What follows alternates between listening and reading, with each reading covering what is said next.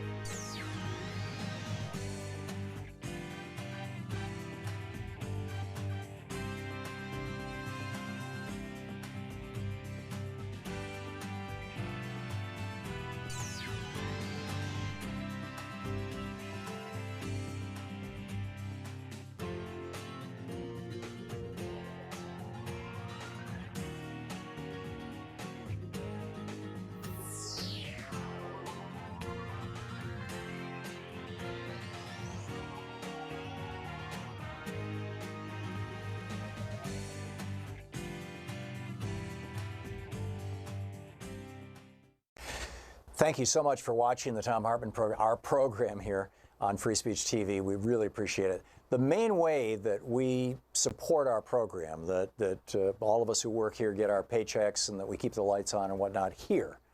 Free Speech TV does that by asking you to donate, a couple times a year, and that keeps Free Speech TV alive. We keep our show alive principally, mostly, by advertising. We have advertisers who pay the bills. They support the program. And we've told you about some of them in the past, but really want to just move all that onto the internet. So if you would like to support our program by supporting our underwriters, our advertisers, you can go to thomhartmann.com. There's a complete list of them, or there will be soon, and just click on their little ads and find out what they have and be there for them and for us. Thank you so much.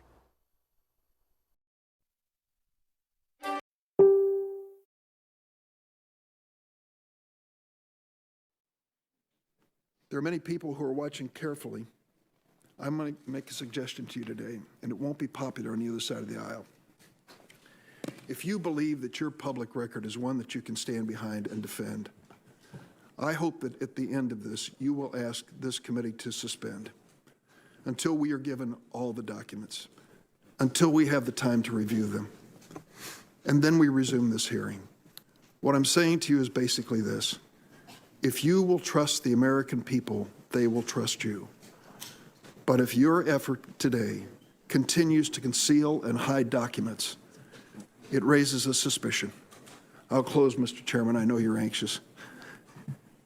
When I was a practicing lawyer, a long time ago in trial, and the other side either destroyed or concealed evidence, I knew that I was going to be able to have a convincing argument to close that case. What were they hiding? Why won't they let you see the speed tape on that train or the documents that they just can't find? You know that presumption now is against you because of all the documents that have held back. For the sake of this nation, for the sanctity of the Constitution that we both honor, step up, ask this meeting, this gathering, to suspend until all the documents of your public career are there for the American people to see. Thank you, Mr. Chairman. Senator Lee. Thank you, Mr. Chairman. Thank you, Judge Kavanaugh. And thank you also, Ashley and Margaret and Eliza, for being here. I'm going to start by saying that the fact that there is so much angst over a single nominee, a single judicial nominee, tells you everything you need to know about why it is that we need judges, now more than ever, who are willing to read the law and interpret it based on what the law says rather than on the basis of something else. It also tells you more than anything else you could need to know about the need to restore a discussion of civics in this country, to restore a discussion about federalism and separation of powers, about where power is concentrated and where it shouldn't be, and what the role of each branch of the federal government is and is not. Many of the comments, many of the outbursts that we've had today suggest that we need to return to some of those fundamental principles. And I don't care whether you're a liberal Democrat or a conservative Republican or something in between. These principles apply. They're principles to which we have sworn an oath. And they're principles that I think we would do well to restore and focus on once again. If ever we're to return to an era of civility, we will return to that era on the basis of those foundational structural principles within our Constitution. Over the next few days, Judge Kavanaugh, a number of members of this committee are going to ask you questions. Questions about cases that you've handled as a lawyer, cases that you've decided as a judge, about your record, about your qualifications. Well, on that point about your record and your qualifications, the suggestion that you misled this committee at any point in your previous hearings is absurd. And the absurdity of that suggestion will be borne out in the coming days. I am certain of it. Some of the questions that will be asked of you will, in fact, be fair, and others will be unfair. And I think it's important for us to acknowledge that at the outset. When you look back at history, answering these kinds of questions, this is sort of how the practice of holding these hearings began, so that senators could ask nominees how they might vote, how they might rule in particular cases. But this didn't always happen. In fact, it wasn't until 1916 that this even started. You see, there have been 113 justices confirmed to the Supreme Court so far. The first 66 were confirmed without even holding a hearing. The idea of a hearing is relatively new. It's about 102 years old. We went for between 125 and 130 years under our constitutional republic without ever having a hearing. But regardless, we started having hearings just over a century ago. The very first Supreme Court confirmation hearing occurred in 1916 with Justice Louis Brandeis. After Louis Brandeis was nominated to the court, some called for a hearing. Now, if we're honest with ourselves, if we're honest about history, I think a lot of this maybe had to do with some anti-sentiment fervor and the fact that Justice Brandeis was Jewish. But senators also wanted to determine whether Brandeis would use his seat on the Supreme Court to advocate for some of the things that he had advocated for as a private citizen, as a public interest attorney. They wanted to know how he might vote in particular cases. They didn't ask Justice Brandeis to testify significantly, but they did, in fact, ask some outside witnesses what they thought about his nomination. The next important moment, one could argue, occurred in 1939, when Felix Frankfurter became the first nominee to himself testify before the committee.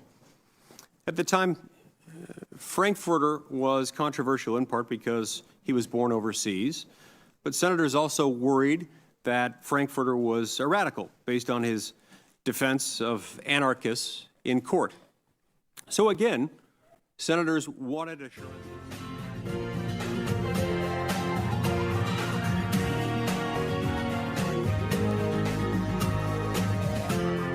This is the Thom Hartmann Program. Greetings, my friends, patriots, lovers of democracy, truth, and justice, believers in peace, freedom, and the American way. All kinds of stuff going on. First of all, greetings to KPFK 90.7, our Pacifica affiliate in Los Angeles, which picked up the first hour of our program live today. We're very pleased to be on KPFK. In fact, planning a trip to get down to LA and say hi to folks there. We are going to be playing the hearings. Right now, Senator Mike Lee, the Republican right-wing whack job from, Republican conservative from Utah, is lavishing praise on Judge Kavanaugh and talking about how wonderful he is. I'm going to be somewhat biased toward playing the Democrats when they're talking as opposed to the Republicans, simply because this is absolutely unprecedented. We've never seen anything like this, at least certainly not in my lifetime. It has been, well, maybe in my lifetime when I was, 16 years old. It has been 50 years since the swing vote on the court was replaced by somebody who was ideologically definable, right? Clearly definable. And this is something that happens very, very rarely. Usually and part of it is because the judges themselves will resign during the presidencies of administrations that they trust to replace them. So, what you have right now, and this is certainly the case with Kennedy. There's some debate about whether his son, Deutsche Bank, had anything to do with the $1 billion that Deutsche Bank, or piles of money that Deutsche Bank gave to Trump. But, he chose to step down knowing that Trump would put somebody in his place. And Kavanaugh, a couple of things that are not getting anything close to the press that I think they should get. Number one, in 2000, we know that Jeb Bush and Katherine Harris took a list of voter felons provided by the office of George W. Bush, the governor of Texas, took that list of Texas felons and purged it against the Florida database, the Florida voter database, and knocked tens of thousands of Floridians off the voting rolls. Now, why is that consequential? Because there is a much smaller pool of African American and Hispanic names than there are of white names in the United States. There, I guess that's just self-evident. I don't need to explain it. And so when you do that kind of purge, and in Texas, a very, very large proportion of the felons in Texas are black. So when you do a purge of Texas felons, you're going to get a whole bunch of James Browns in Texas who are also James Browns in Florida, but are not the same person. But Jeb Bush knocked tens of thousands of people off the voting rolls doing this. And got George within 500 votes of being president, at least according to the first count. The state Supreme Court, based on the law, the Constitution of Florida, which says that if a race is within 0.5%, there has to be a mandatory recount. The state Supreme Court ordered a statewide recount, and the U.S. Supreme Court shut it down. Now, what got the U.S. Supreme Court to shut it down, this is when Rehnquist was Chief Justice, was the two clerks who had worked for Rehnquist helped, well, actually, one of them had worked for Kennedy, one had worked for Rehnquist, helped train Ted Olson, the lawyer who argued Bush v. Gore, who went to the Supreme Court and said, no, we've got to stop this. We've got to stop this recount, because we know, a year later when they actually did the recount, they discovered that, hey, Al Gore actually won Florida by any measure. And you can find that in both the New York Times and the Washington Post. It was buried in the 17th paragraph, but it's there. So, it was an illegitimate presidency, George W. Bush. Well, who made it happen? John Roberts and Brett Kavanaugh. Brett Kavanaugh played a role in the Bush v. Gore crime. He was 3 years as staff secretary to George W. Bush during the time that they were having debates in the Bush White House about what to do about torture, whether they should continue waterboarding and killing people in order to get information out of them. He was the staff secretary, and that's not a secretarial job. This is a major policy job where he's offering advice to the President of the United States and writing position papers for the President, as well as serving as kind of a nexus for information coming in and out of the White House. He was staff secretary for 35 months, during which we have no documents. There's a 35-month black hole. I believe it was Senator Leahy who pointed this out earlier. They were discussing abortion in the White House. They were discussing torture. They were discussing illegal wiretaps. They were discussing the legality of the wars in Afghanistan and Iraq. They were discussing all kinds of things that we would like to know what this guy has to say. And the Republicans have chosen to hide those documents and have told the Democrats on the committee, no, sorry, you can't have access to that. 35 months doesn't exist in this man's record. When he was in the role of partisan Republican counselor to a very, very, very illegitimate and under attack is not even quite the right word. George W. Bush, I mean, he committed major war crimes, and he lied us into 2 wars, which are war crimes in and of themselves. And Brett Kavanaugh was right there with him. Is that what the Republicans are trying to hide? Is that why they dumped 42,000 pages last night? You know, they're going, oh, we've got more pages than we've ever had. Well, that's because in this day and age, it's a lot easier electronically to just grab a whole bunch of documents and say, here you go. But the fact of the matter is over 90% of Brett Kavanaugh's record has not been provided to this committee. The White House is asserting executive privilege, except they're not. A lawyer who works for Trump and who is also working for some of the people who have been indicted by Mueller in the Trump scandals has asserted that Kavanaugh's stuff is covered by executive privilege, but Trump has not signed the paperwork for executive privilege. I mean, this whole thing is just so weird. What's going on? The last time a president tried to assert executive privilege was Reagan, and in the hearing on Rehnquist, and Reagan actually did. He actually signed the paperwork and everything. The Democrats sat down with him and said, "Why are you doing this? This is going to look bad for you. It's going to look bad for us. This is not a good idea."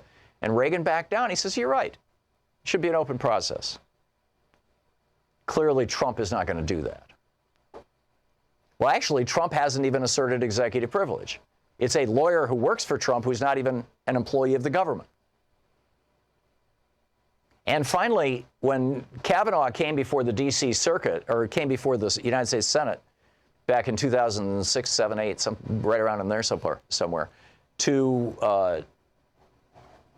have his confirmation hearings to be on the D.C. Circuit, which is arguably the second most powerful court in the United States. He was asked about his time in the Bush White House. And he was asked about what kind of legal advice he offered George W. Bush about his torture policies, about his illegal wiretap policies, about his unlawful war policies. And he said with a straight face to the senators, "I had nothing to do with that." I'm paraphrasing, but you know, that wasn't not part of my purview. And now it looks like he lied. So this guy lied to the United States Senate, the very people who are questioning him right now. And if he didn't lie, why are they covering it up and hiding it? And then finally, in the Garza case, this is the case of the 17-year-old who was held in an immigration facility in South Texas, and discovered once she got there that she was pregnant. And she went out and she got funders she found friends and allies who would pay for her abortion, who would take her to the abortion clinic, who would handle the whole process. She took care of it all. And it went before Judge Kavanaugh Brett Kavanaugh in the D.C. Circuit, and he asked the question, what's the latest that she can get this abortion? And the defense lawyer, who was speaking on behalf of this young woman, Ms. Garza, said at 20 months it's illegal to get an abortion in Texas. And so he said, okay, great, she can, and she was 17 months pregnant at that point. So he was like, okay, great, well, I'm just going to kick this back down the docket. She can reapply at a lower court. That lower court can rule. Then after they've ruled, they can come back to me and say, we'd like you to hear this on appeal. How long is this going to take? Well, 3 or 4 weeks. She's 17 weeks pregnant. She can't get an abortion after 20 weeks. Now, was that because Kavanaugh didn't want to have somebody get an abortion in a case that he was presiding over? Well, he wrote a blistering 65-page defense of his decision when he got overruled by his two friends on the court. It was a 3-judge panel. He lost this. But this is what he was trying to do. And there's every reason to believe that this man is on the Supreme Court. You're going to see Roe v. Wade overturned in a nanosecond, in a heartbeat. Sheldon Whitehouse is starting his interrogation, or starting his opening comments. And we've got to take a 4-minute break here, but we'll be back with that on the other side. And we'll continue the program. And also, our telephone number, 202-808-9925. I don't know if we'll have any breaks here in this first hour, but we'll see. I know a number of you are on hold already wanting to talk about it. We'll be right back. It's 17 minutes past the hour. This is the Thom Hartmann Program. It's the live hearings of Judge Kavanaugh before the U.S. Senate.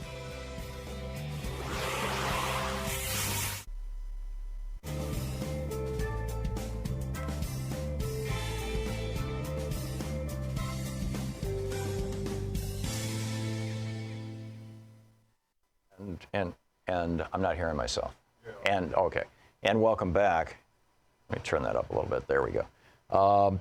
Let's just go back to Sheldon Whitehouse is speaking now. So let's just pick up the hearings live.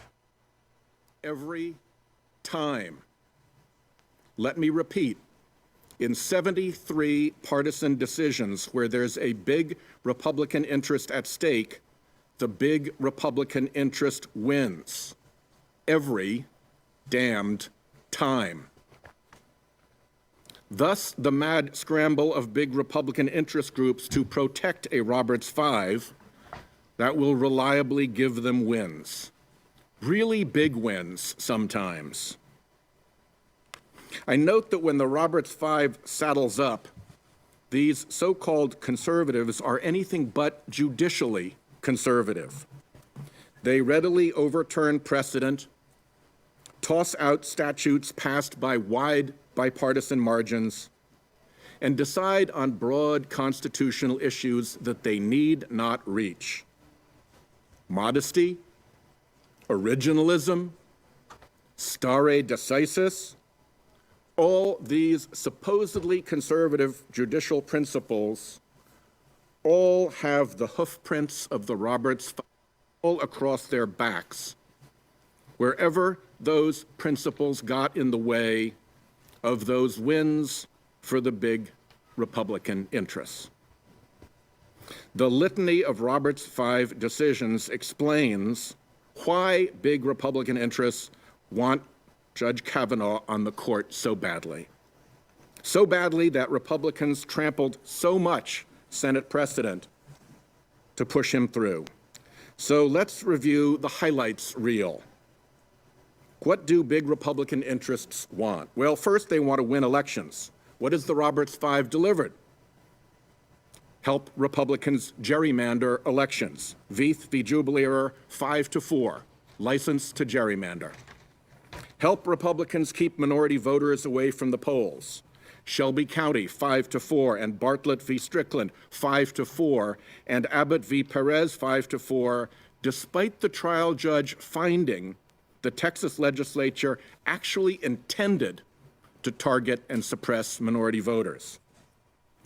And the big one, help corporate front group money flood elections. Big money interests love unlimited power to buy elections, lobby, and threaten and bully Congress. McCutcheon, 5-4, counting the concurrence, Bullock, 5-4, and the infamous, grotesque 5-4 Citizens United decision, which I believe stands beside Lochner on the court's roll of shame. What else do big influencers want? To get out of courtrooms.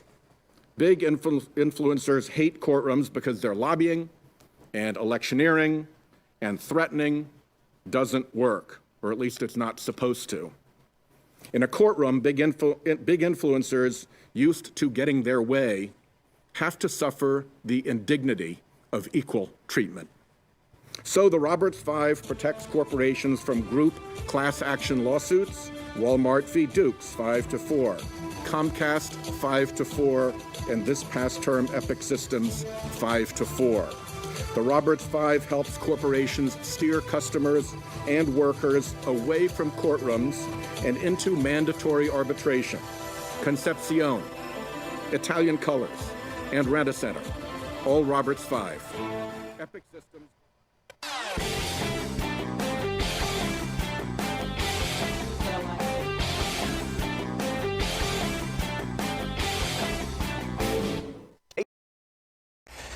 Thank you so much for watching the Thom Hartmann Program, our program here on Free Speech TV. We really appreciate it. The main way that we support our program, that all of us who work here get our paychecks and that we keep the lights on and whatnot here.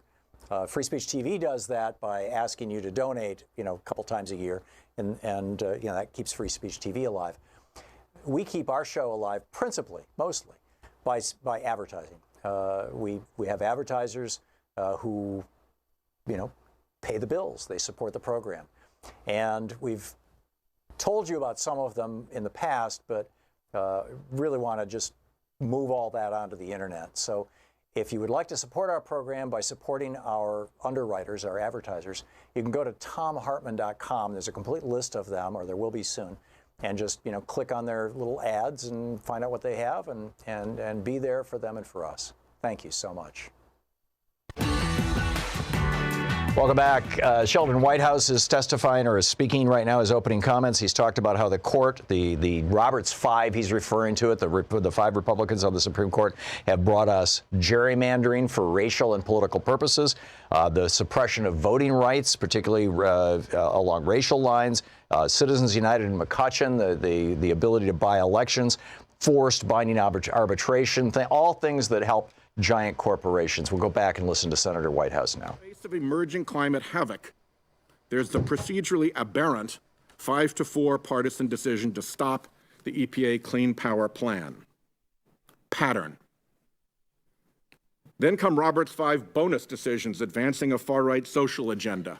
Gonzalez v. Carhart upholding restrictive abortion laws. Hobby Lobby granting corporations religious rights over the health care rights of their employees.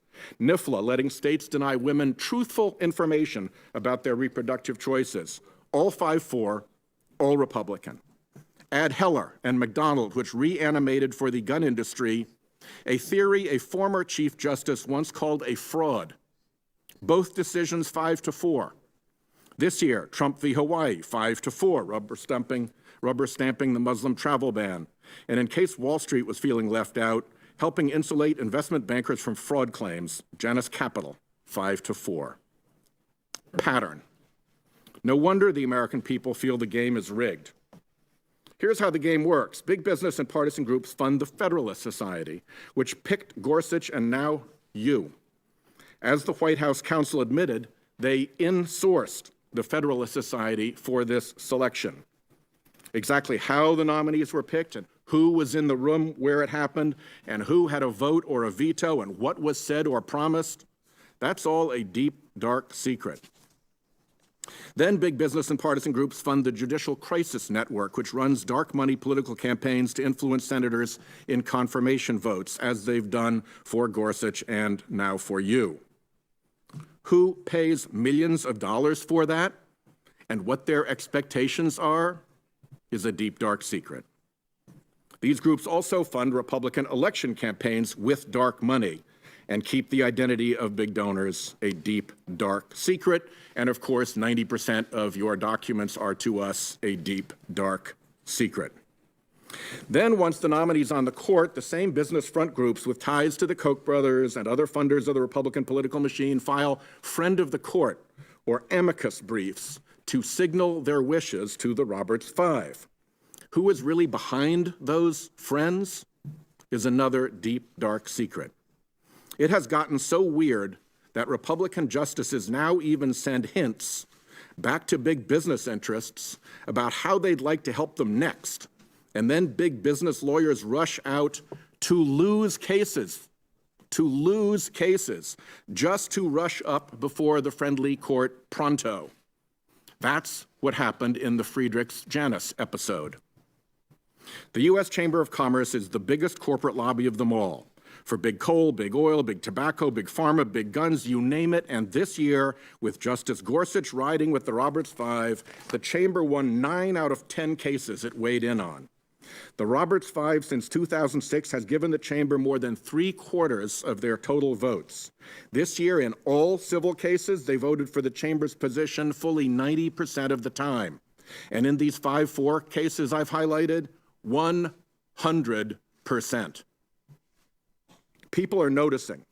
Veteran court watchers like Jeffrey Toobin, Linda Greenhouse, and Norm Ornstein described the court's service to Republican interest. Toobin wrote that on the Supreme Court, Roberts has served the interests of the contemporary Republican Party. Greenhouse has said the Republican-appointed majority is committed to harnessing the Supreme Court to an ideological agenda. Ornstein described the new reality of today's Supreme Court.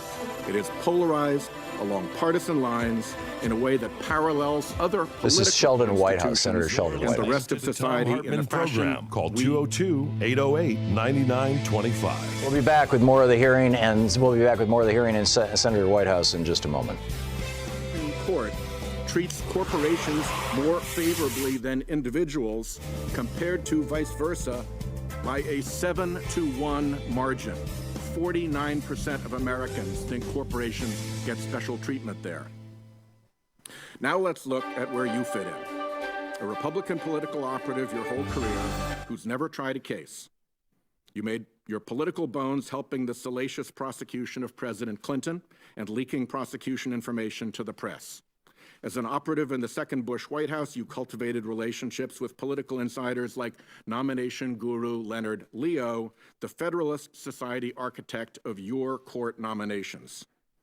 On the D.C. Circuit, you gave more than 50 speeches to the Federalist Society. That looks like auditioning. On the D.C. Circuit, you showed your readiness to join the Roberts Five with big political wins for Republican and corporate interests.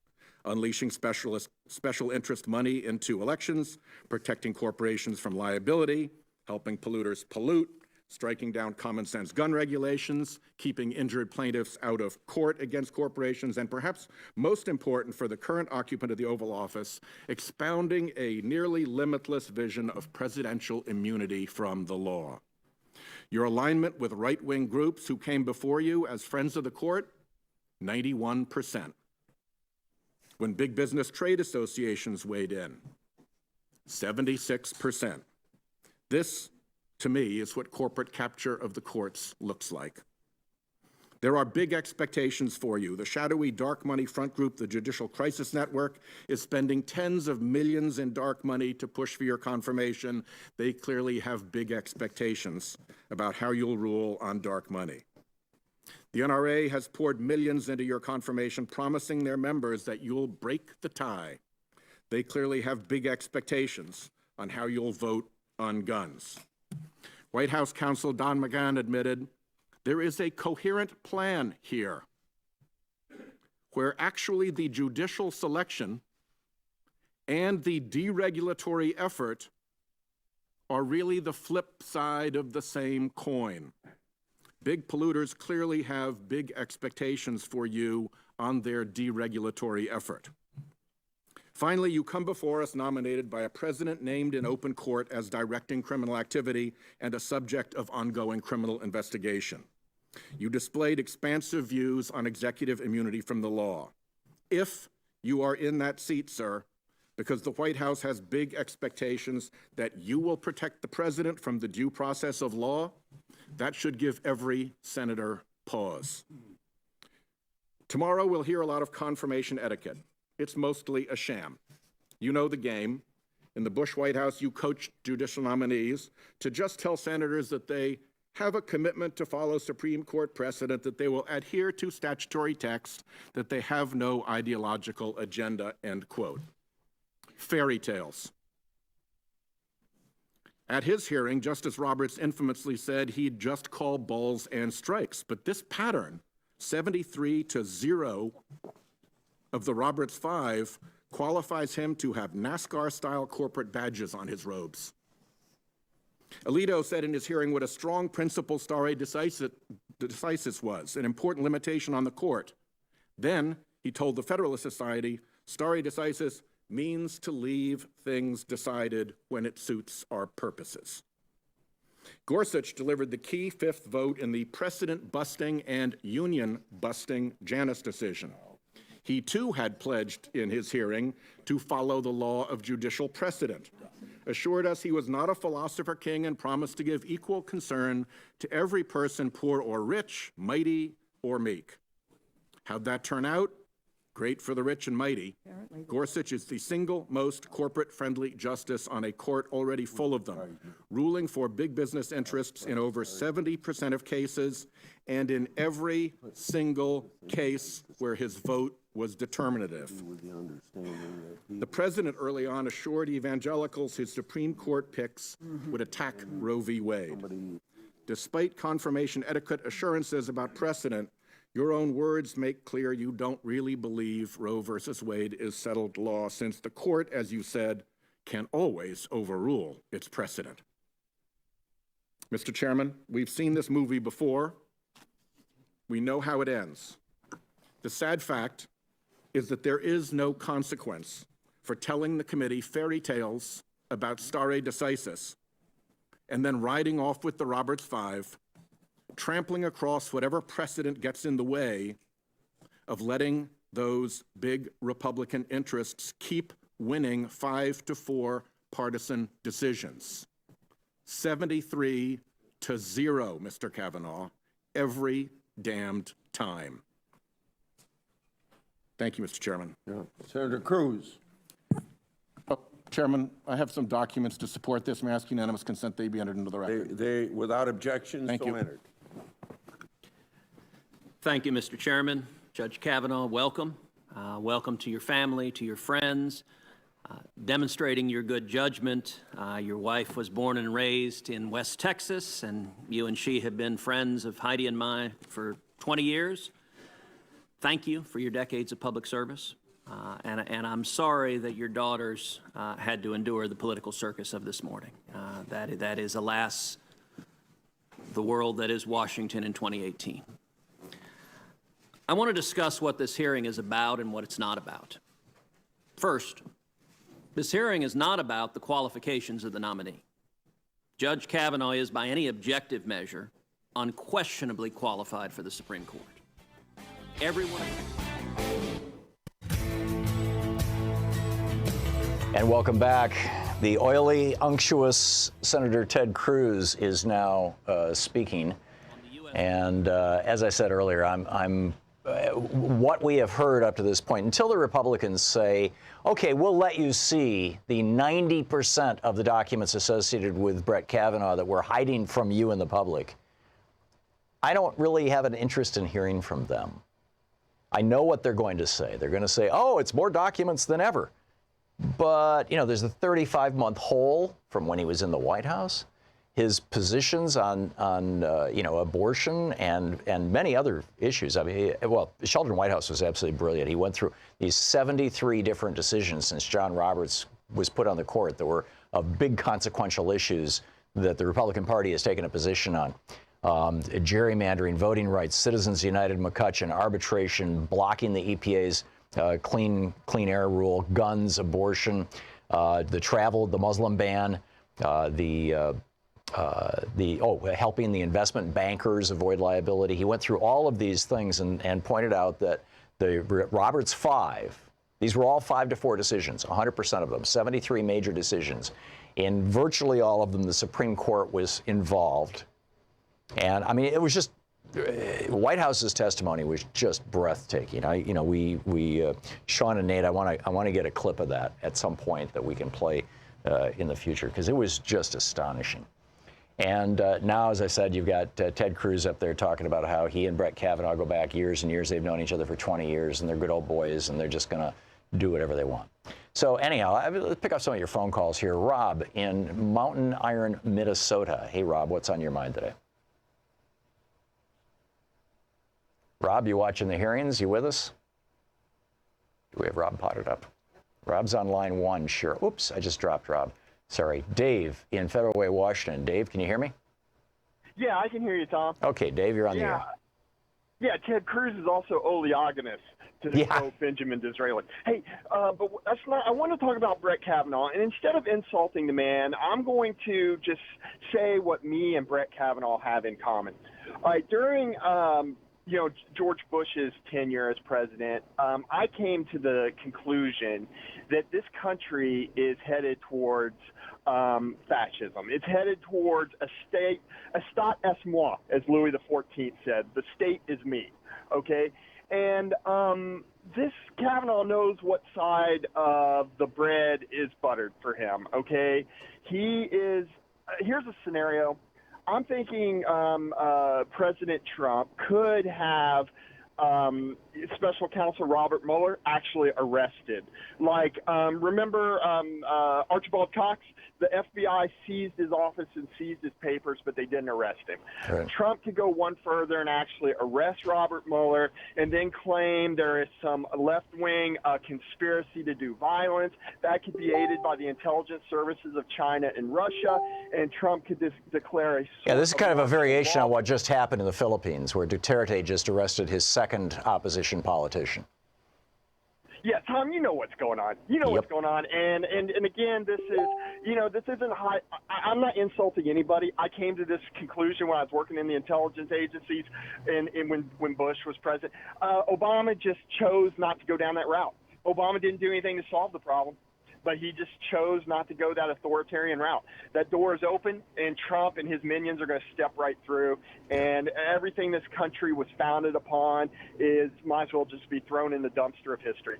Well, at least the idealism of the Enlightenment. I'm fine throwing in the dumpster of history, slavery and misogyny, and the inability of women to participate. But all well said, Dave. Thank you very much for the call. Let's see here, Richard in Los Angeles. Hey, Richard, what's on your mind? Hey, Tom. I heard a while back when I heard that it was the Mercers that told Bush to nominate Gorsuch. I don't know that. It was the Mercers who, well, actually, Gorsuch wasn't a Trump nominee. It was, Trump. Yeah, okay. I thought you said Bush. No, Trump nominee. I was told through one of the investigative reporters that. Yeah, it wouldn't surprise me. I mean, Trump would not be in the White House if it wasn't for the billionaire Mercer, Robert Mercer, and his daughter Rebecca. And then now you realize how important that Mitch McConnell, his role in history. Oh yeah. For blocking Garland. And what's so weird about this is Garland was not even a liberal. Garland was a lifelong Republican. He was an Eisenhower Republican type, and President Obama, knowing that it was his last year and that it was going to get it already was contentious, made what I think strategically was a huge blunder. He went to Orrin Hatch, the Republican senator from Utah, and sat down with him and said, you give me the name of a well-qualified judge who is in the middle, who is acceptable to the Republicans, so I can get this done without having a protracted fight, and I will nominate him. And Orrin Hatch gave him the name of Merrick Garland. And Obama brought Garland forward. And I think that if Obama instead had gone to one of the progressives in the Democratic Party and said, who do you think, this is my last chance. This is a chance to really shape the court. Who should we put on the court? And had put somebody in a genuine progressive mold on the court. Now, it would be sort of like today's hearings. This is going to be a major change in the direction of the court, would be what it was, because this was replacing Scalia. But I think that's probably part of his thinking about why he was replacing Republican Scalia with Republican Merrick Garland. But, had he instead nominated a progressive, I think that the Democrats would have gone to the mattresses for him. They would have fought for him. But as it was, I mean, who's going to fight for, what Democrat is going to fight for a Republican on the court, particularly when the president himself is not fighting for him? And so, here we are. But you're absolutely right, Richard. McConnell played a big role in this. Was there a final point you wanted to make? Well, the last point, which you just said right now, clarified, I really, truly believe that Obama was the cause of this. He was the cause of not getting. Now, the cause of this is the takeover of the United States body politics in the 1970s by by morbidly rich right-wingers. From the Olin Foundation, the Scaife Foundation, the Koch brothers, and all these others. They got Lewis Powell on the U.S. Supreme Court. Richard Nixon put him on the court a year after he authored the Powell memo that said we've got to take over everything, and we've got to take over the courts, we've got to take over the schools, we've got to take over the media, we've got to create public opinion. Powell did that. He wrote that memo. They put him on the court, and 4 years later, in 1976, in the Buckley versus Vallejo decision, Powell helped author a decision that explicitly said when billionaires or corporations, actually it was expanded to corporations 2 years later in First National Bank versus Bilotti, another decision Powell played a big role in, that when billionaires want to own a politician, that's fine. They can go ahead and do that. That's protected speech under the First Amendment. It's considered the right of free speech. Money is speech. That was first, no president has ever said this. No legislature has ever said this. This was the first time it appeared in a big way in American law, and this was in the decision of Buckley versus Vallejo, which set the stage for Citizens United. But that was the beginning of the takeover, and then Reagan walked right through that with all his oil buddies, and Reagan changed the nature of everything. So, Richard, I get your point. I slightly disagree with you, but I think the point is well taken. Mike in Los Angeles. Hey, Mike, thanks for listening to KPFK. What's up? Hey, just tell me if I saw what I thought I saw on the weekend, which is Donald Trump blasting his own attorney general for the prosecution of two Republican congressmen, one for embezzling campaign funds and the other for insider trading. Yes. Now, if a mayor who can hire or fire a police chief blasts that chief for allowing his cops to arrest and prosecute politicians who are friendly to the mayor, that's obvious corruption and obstruction of justice. Didn't I just see that with Trump? You absolutely did, and this is I just pointed out a few minutes ago. Duterte in the Philippines, who has been running this murder campaign to solve the war on drugs, has now arrested his second opposition politician, and I think that Trump is looking at these guys. He goes to Saudi Arabia. He loves it. His Commerce Secretary, billionaire Wilbur Ross, goes with him, and his comment about it to the press was, "Wow, it's amazing. They really love Donald Trump over here. There wasn't a single dissenting, no protesters, no signs, nothing." Oblivious of the fact that had anybody tried to protest Trump's being in Saudi Arabia, they would be beheaded the following Friday in Riyadh. I mean, this is nuts. But yes, we are all looking at, and thank you, Mike, for the call and for your comment. We are all looking at America turning into a banana republic. And, we've always had a fair amount of banana republic, but this is over the top. This is absolutely screaming over the top. Kevin in Maryland. Hey, Kevin, what's on your mind? Hey, good morning, Tom. I'm going to let you go because I want to hear what you have to say. But I was going to ask you, since McCain, and I'm really watching this thing, but I know since McCain has passed, I just want your insight on what happens to the votes. How do the votes swing now since the governor of St. Louis, Ducey, Arizona, yeah. Arizona hasn't put no one in its place? What happens with the vote total now? I'm just curious to that. And then the second thing is McConnell said that this wasn't a good choice. And do you think he said that because he knew how much stuff this man did when he was in the White House and Bush? I'm going to hang up because I'd love to hear your comment on that. Okay. Thank you. Thank you very much, Kevin. I appreciate it. I just heard that John Kyle is going to replace. Is that Ducey announced that? John Kyle was in the Senate, wasn't he? Yeah, and Oh, he was only going to serve till January, so now he's going to continue. Fascinating. Well, they're doing this rapidly to get the vote, so that they'll have a vote, although I'm not sure exactly when it'll be sworn in. But the Republicans did have 51 votes in the Senate. The Democrats had 49. Now the Republicans have 50. That's still enough to confirm a Supreme Court justice. And this is where Lisa Murkowski and Susan Collins are so critical, because they both have asked Kavanaugh about abortion. In both cases, he said it's settled law.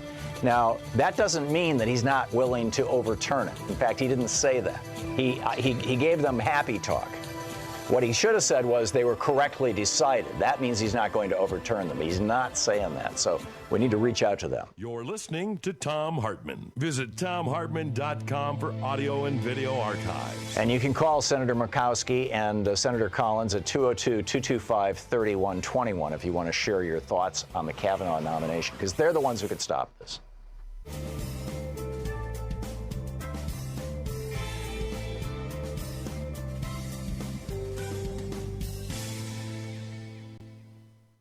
And welcome back. The Senate Judiciary Committee is hearing right now from I always thought it was Oleaginous. I don't know how to say it. Anyway, Mr. Slimy, Ted Cruz. And very strange it is, very strange. Dion in Round Lake, Illinois. Hey, Dion, what's on your mind? Hey, Tom, how you doing? Good. You want to talk about Kavanaugh? Yeah, it's just a quick question, then I'll hang up. How is Kavanaugh's appointment going to affect our kids in colleges, and what court decisions upcoming? If you want to see more private for-profit colleges and more private predatory lenders good question, Dion, thank you. If you want to see more of that, Kavanaugh on the court. If you want to see more gerrymandering, if you want to see rigging of elections, Kavanaugh on the court. If you want to see voting rights further suppressed, in Shelby County, they already took a meat axe to the Voting Rights Act, gutting, I believe it was Section 4, maybe Section 5 of the Voting Rights Act, the pre-clearance part. And immediately, literally within 24 hours, Texas and one of the Carolinas, I believe it was South Carolina, immediately started changing their voting practices in ways that were discriminatory. If you want to see more of that, put Kavanaugh on the court. If you want to see more power to the Koch brothers and wealthy billionaires, more Citizens United kinds of decisions, more McCutcheon kinds of decisions, put him on the court. If you want to see more deference to churches and to for-profit corporations like Hobby Lobby that say that we have a religion, and our religion is more important than the health services, the health care of our employees. If you want to see more of those these are all 5-4 decisions. These are not like, the Supreme Court has decided. No, this is the right-wingers on the court have decided. If you want to see it getting harder and harder and harder for the average person to get into court because there's mandatory arbitration language in shrink wrap, click terms and conditions. Yes, I agree to the terms and conditions to view this website, or terms of employment contracts and things. Yeah, Kavanaugh on the court. If you want to see the EPA further gutted, and in fact, the possibility that the ability of the Environmental Protection Agency to actually enforce environmental law, this is going to be one of the next big cases. They've already taken a large step toward this in the case that overturned Obama's Clean Power Act. And now they're moving forward and saying the EPA shouldn't even be able to, they should be an advisory body. Kavanaugh will take that position, I predict. On guns, if you want to see more guns in circulation, the United States has about half the guns in the world. We are 4% of the world's population. We have about half of the civilian guns in circulation. You want to see more of that, more school shootings, more homicides, more suicides by guns? Kavanaugh on the court.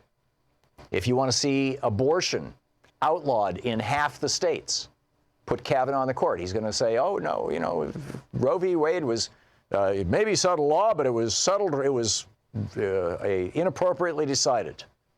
And they will overturn Roe v. Wade, and then it'll be up to the states. And so if you're in California, you can probably get an abortion. If you're in Mississippi, you are, flat out of luck. If you want to see the Muslim travel ban and America being more of a pariah in the world, if you want to see torture built into our military, all of these things will get worse with Kavanaugh on the court. We'll be back. It's 10 minutes before the hour. Stick around.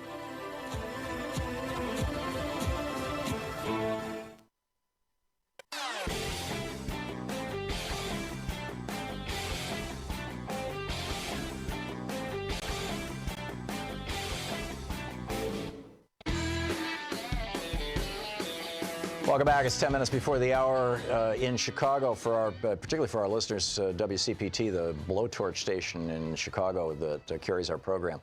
Rahm Emanuel has just announced he's not going to seek re-election. I think we're seeing the last days of the DLC Dems, the corporate Democrats, the willing to take money from big business and like that. And we're seeing the rapid ascent of the progressive wing, the Democratic wing of the Democratic Party, as Howard Dean once referred to it. And that, I think, is a good thing. Let's continue to pick up your calls here. Let's see. Craig in Santa Monica, California, listening on KPFK. Hey, Craig, what's up? Yeah.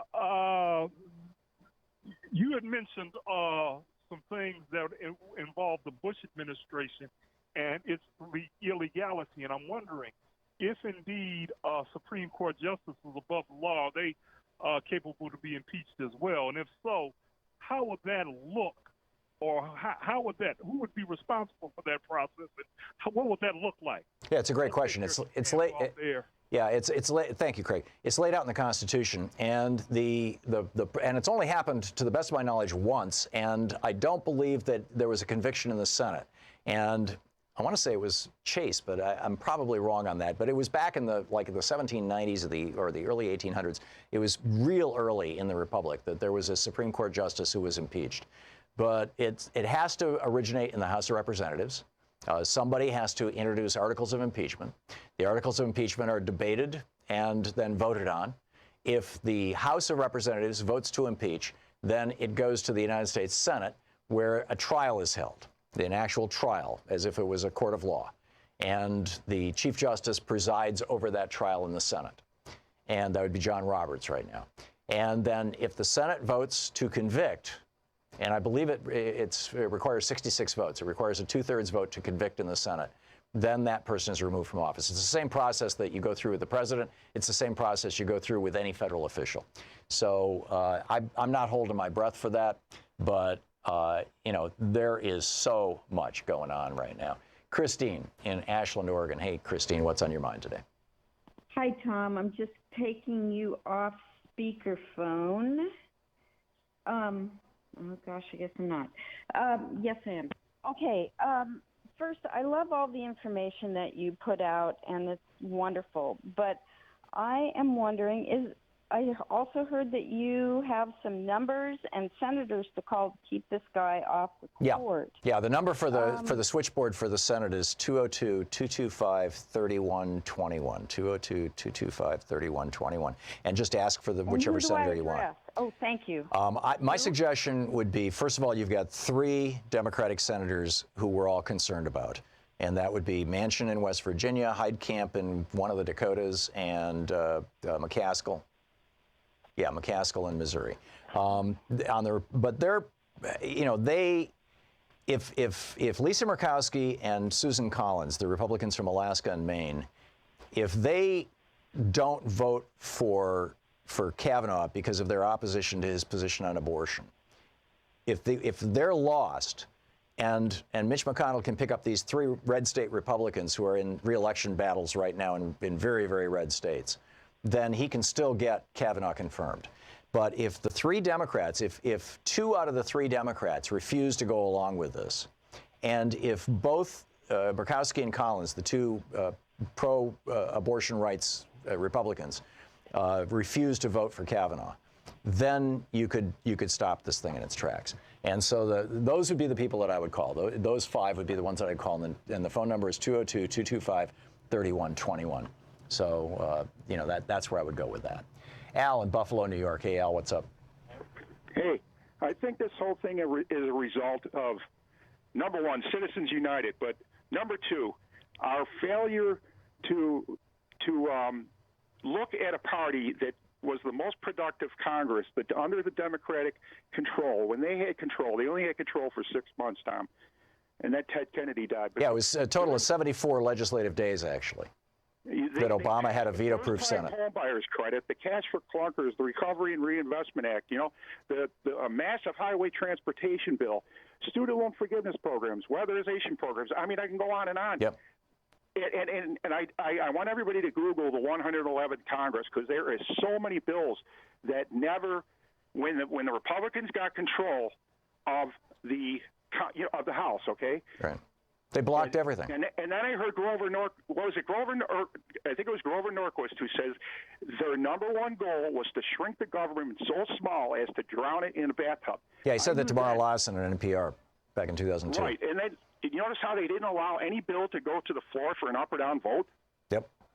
And now they shoved through their nominee without any sort of hearings or anything. They just decided to get rid of the filibuster. So here's where we got to get involved.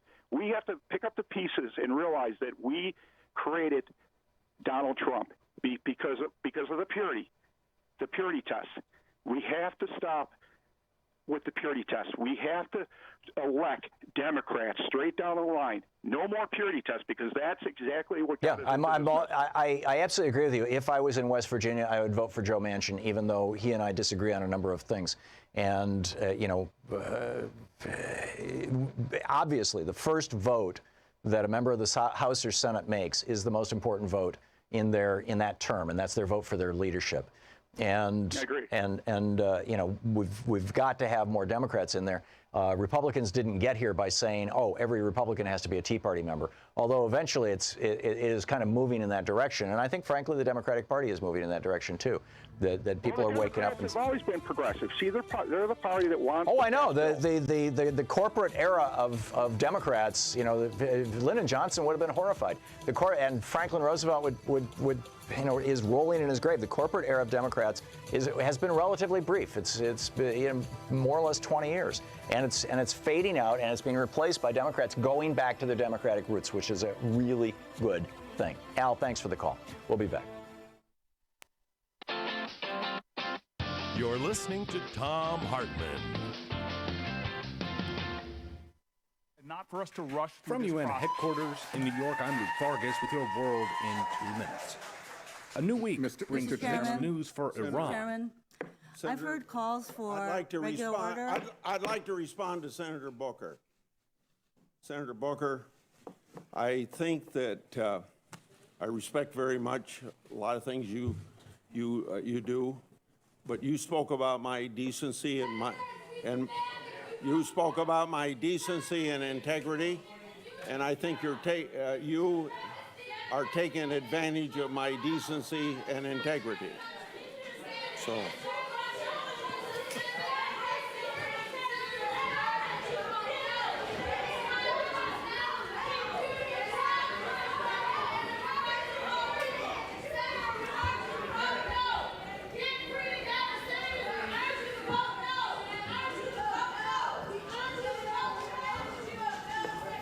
Okay. The order, it is regular order for us to receive all the documents, that this committee is entitled to. Okay. Mr. Chairman, it is also, I think that Mr. Chairman, it is also not regular order for the majority to require the minority to pre-clear our questions, our documents, and the videos we would like to use at this hearing. That is unprecedented. That is not regular order. Since when do we have to submit the questions and the process that we wish to follow to question this nominee? So I'd like your clarification. I'd like your response on why you are requesting the minority to submit our questions. I ask that you stop so we can conduct this hearing the way we have planned it. Maybe it isn't going exactly the way that the minority would like to have it go, but we have said for a long period of time that we were going to proceed on this very day, and I think we ought to give the American people the opportunity to hear whether Judge Kavanaugh should be on the Supreme Court or not. and you have heard my side of the aisle call for regular order, and I think we ought to proceed in regular order. There will be plenty of opportunities to respond to the questions that the minority is legitimately raising, and we will proceed accordingly. Mr. Chairman, under regular order, may I ask a point of order, which is that we are now presented with a situation in which somebody has decided that there are 100,000 documents protected by executive privilege, yet there has not been an assertion of executive privilege before the committee. How are we to determine whether executive privilege has been properly asserted if this hearing goes by without the committee ever considering that question? Why is it not in regular order for us to determine before the hearing at which the documents would be necessary whether or not the assertion of privilege that prevents us from getting those documents is legitimate, or indeed is even an actual assertion of executive privilege? I do not understand why that is not a legitimate point of order at this point, because at the end of this hearing, it is too late to consider it. Mr. Chairman, if I might add to this, on the integrity of the documents we've received, there really is no integrity. They have alterations, they have oddities, attachments are missing, emails are cut off halfway through a chain, recipients' names are missing. Many are of interest to this committee, but it's cut off. The National Archives hasn't had a chance to get us all that we want, even though you sit on your website. The National Archives would act as a check against any political interference. But I check after the hearing is over is no check. I think we ought to at least have the National Archive finish it, and to have, for the first time, certainly in my 44 years here, to have somebody say there's a claim of executive privilege when the president hasn't made such a claim just puts everything under doubt. What are we trying to hide? Why are we rushing? I can answer all the questions that have been raised, but I think if I answer those questions, it's going to fit into the effort of the minority to continue to obstruct. And I don't think that that's fair to our judge. It's not fair to our constitutional process. But let me respond to those now, and then maybe we can proceed. My colleagues on the other side are accusing the administration of using executive privilege to hide documents from the committee. I want to say why they're wrong. Unlike President Obama's assertion of executive privilege during Fast and Furious is one example, this assertion is not legitimate. Judge Kavanaugh was a senior lawyer in the White House.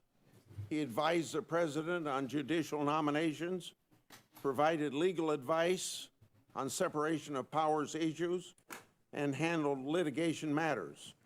As the Supreme Court has put it, quote, unless the president can give his advisors some assurance of confidentiality, a president could not expect to receive the full and frank submissions of facts and opinions upon which the effective discharge of his duties depends, end of quote.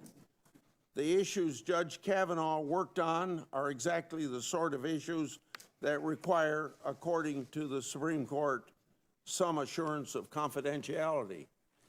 We in the Senate and everyone else in America expect exactly the same sort of confidentiality. Most senators would not agree to turn over their staff's communication to anyone. For example, we didn't ask that Judge Kagan's records for her service with then Senator Biden be turned over during her nomination. And because of attorney-client privilege, everybody has a right to keep communications from their lawyers out of government hands. We therefore didn't ask for Justice Ginsburg's documents from her time with the ACLU. We didn't ask for Judge Sotomayor's confidential documents from her time in private practice. It can't be that the Senate and the ACLU are entitled to more protection than the President of the United States.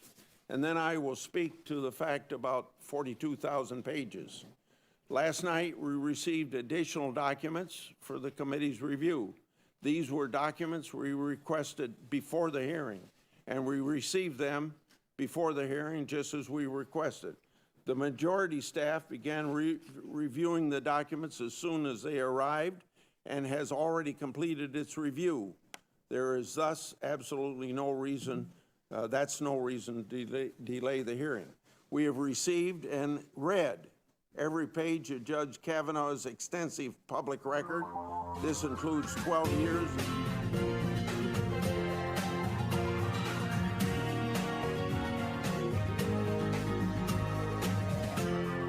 This is the Thom Hartmann Program.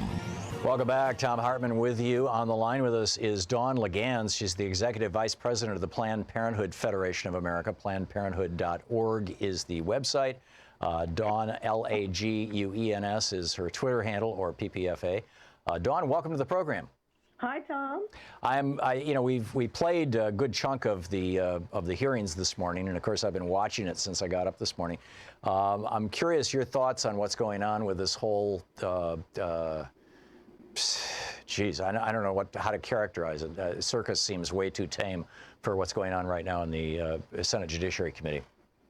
Well, I mean, I think what we're seeing is the level of concern that, one, the American people are expressing in their concern about Judge Kavanaugh being reflected by both the Democratic senators who are saying, hey, wait a second, you can't tell me you got 42,000 pages last night and you've gone through everything and, hey, just look the other way.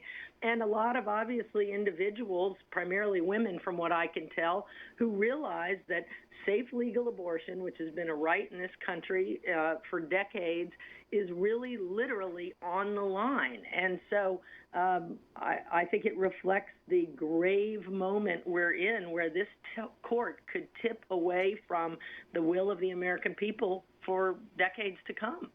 How different would America be if Kavanaugh were put on the court and Roberts had another 5-4 decision, this time overturning Roe? It would throw this back to the states. Obviously, some states, probably Oregon, Washington, California, New York, whatnot, would keep abortion legal. Other states would probably very quickly ban it: Texas, Mississippi, Alabama, and then some states there would probably be a debate about it, like Florida. How different is that from right now? My understanding is that in much of America, abortion is, for all practical purposes, unless you're wealthy, simply not available anyway. Well, in many places, it has certainly been made extremely more difficult for women and people to access abortion and all of their sexual reproductive health and rights. And we know that, your zip code determines a lot about what happens to you in this country on all kinds of fronts. There are many states that have trigger laws that would very quickly go into effect. We know that, 400 state restrictions have passed and put in place, as you were referencing, over the last 7 years. But we know that 318 new restrictions have been introduced just this year as the right prepares for this very moment when President Trump delivers exactly what he said he would: an anti-choice justice who will swing the court and restrict abortion access further for the 1 in 4 women who will have an abortion in their lifetime. We know this means criminalization. We know that this can mean health and life impacts. And so it will be, while it's hard now, it will be unrecognizable for many women. And certainly I'm the mom of 19-year-old triplet daughters, and I can't imagine a world where they have significantly fewer rights than I had as a 19-year-old. Yeah, it's pretty remarkable. So that's kind of the downside of it all. What's the upside? How do we get back to a country where abortion is safe, legal, and rare? To quote, I believe it was Bill Clinton back in the day. I mean, is that even the desirable outcome? I'm assuming that's the case.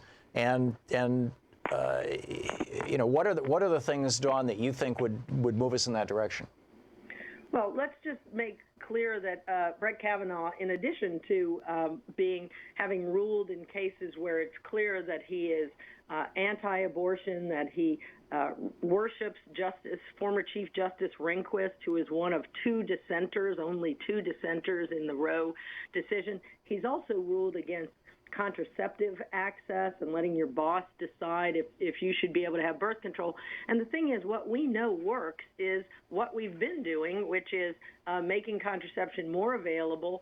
Actually, in this country, we're at the lowest unintended pregnancy rate, lowest teen pregnancy rate, lowest abortion rate.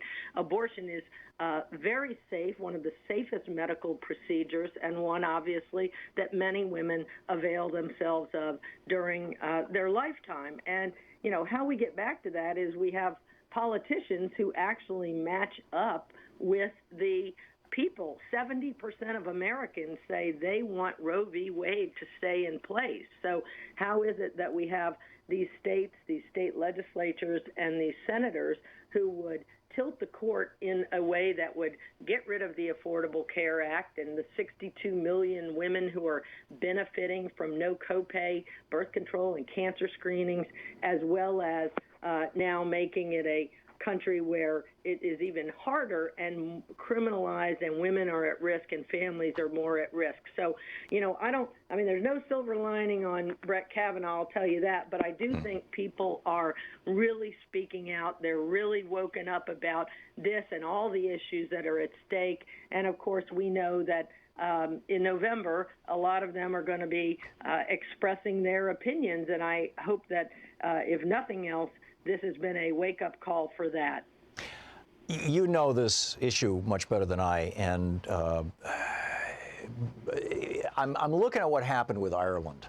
Ireland, you know, very, very Catholic country, went along with the Catholic Church's position on both birth control and abortion for years and years and years. And for that matter, on divorce. I remember the first time I went to Ireland back in, I think it was the 70s, maybe the early 80s. There were these billboards all over the country of a little girl with tears in her eyes holding her mom's hand, and a man standing off in the distance with a bad look on his face. And I couldn't figure out what it was. It was like vote no on Proposition 3 or something. And it turned out they were talking about whether or not to legalize divorce. But what happened was the abortion clinics in the UK were widely available to Irish women. There was also that ship that parked off the coast that was performing abortions. And eventually, I believe, the country came around and said, enough already, because this really isn't about abortion and birth control. It's really about women having equal power, political power, and equal access to medical care. This is about, you know, misogyny. It's about the oppression of women. And we're not going to put up with this anymore. They did change their law recently. Am I remembering that right, Dawn? Yeah, you are, Tom, and you've got it all correct. Many countries are moving toward equality, as it seems as if ours is moving against it. And I'll just remind you that, you know, for 101 years, Planned Parenthood has had one big idea, and that is that your body is your own. And if it's not, you can't be free and you can't be equal, exactly as you've said.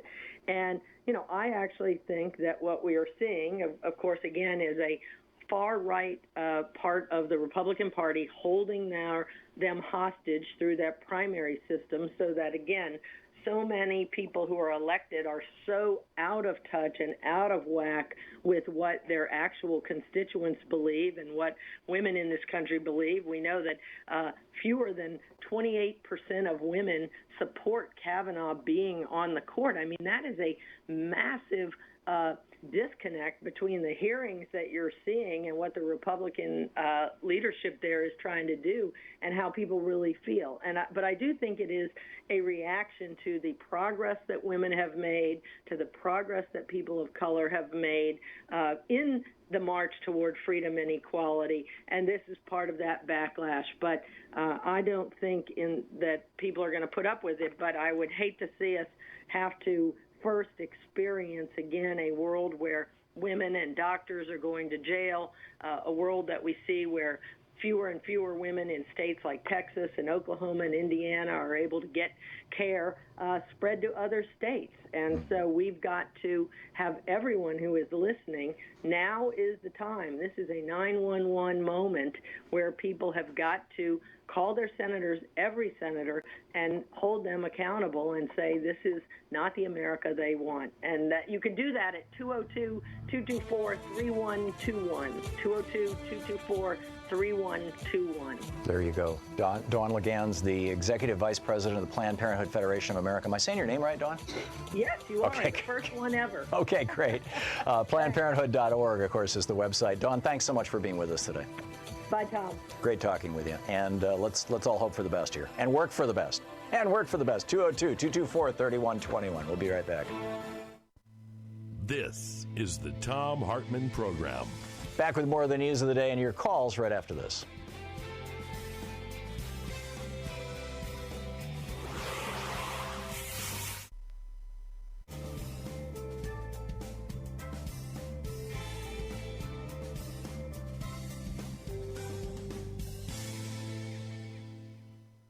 And welcome back. Chris in Salem, Oregon, listening on X-Ray FM. Hey, Chris, what's on your mind today? Man, Tom, you know, you wrote that huge book about political framing. I absolutely love what Senator Whitehouse is doing with this Roberts 5. Yeah. Brilliant messaging. Yeah, it is. So I would encourage that to be like maybe a hashtag on Twitter, so all the listeners, you know, maybe just do like hashtag Roberts 5. I think that would be effective. But Tom, he had mentioned something. I haven't fact-checked this yet, but perhaps you've been more aware of this than me for a long time. But if I was reading it correctly, Whitehouse was essentially asserting that there is this well-funded cohort of basically lobbyists and, you know, like Federal Society and whatnot that bring about these like facially specious claims, basically trolling the court, just doing these like ridiculous lawsuits. Well, they do it in lower courts, hoping that they'll lose in many cases, specifically so they can appeal to the Supreme Court. They just, you know, you can't, the only way you can get a case before the Supreme Court, if it doesn't involve a conflict between two states or a conflict between the United States and some other country, is to have it come up through the lower courts and appear there on appeal. You can't just go right to the Supreme Court and say, I want to have you guys decide abortion, for example. You can't do that. So there is very real evidence that there is a motive attributed to basically trolling the courts at taxpayers' expense, basically just to spread right-wing propaganda.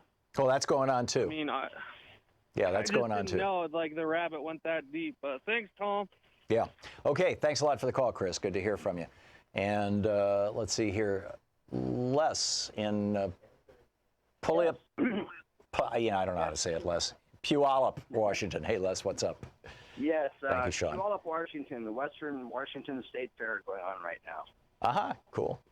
So what's on your mind? Anyway, I've talked to you before, but I've been listening to the stuff on your show and the confirmation. And what I was wondering is that, you know, this is going to be even worse for minorities, blacks, mental health, and institutions and people in institutions. And what I'm wondering is why we aren't saying, why isn't there a woman up there? Why does it have to be another man? Up there, you mean being confirmed to the Supreme Court? Why aren't we saying we want, why aren't there minority... Right. 71% of Trump's nominees, judicial nominees, have been white men. Yeah, but I'm saying if they have minorities and everything else, and they've got to have laws for minorities and everything else, why are the simple answer to your question is because it's Trump and it's the Republican Party, and the Republican Party is all about white men. White men constitute about 35% of the American population, maybe 33%, 34. What would be half of 72 or 70? Whatever. Anyhow, let's say 36%. That's white men. But in Trump land, white men make up virtually. White men and white women are pretty much everybody, but white men in particular make up the majority of his nominees, and they make up the majority of the people on his staff. So it's just that's what's going on. Are Look at the Republican caucus sometime. Look at the, Les, thanks for the call.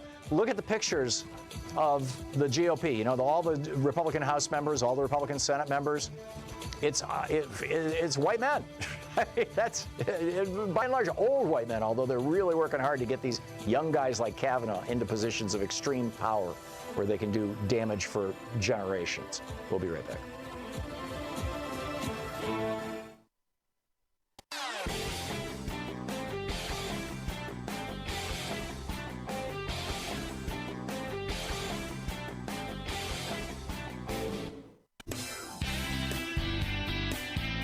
Welcome back. Thom Hartmann here with you. The hearing for Judge Kavanaugh is on break right now, and we'll see what comes out of this.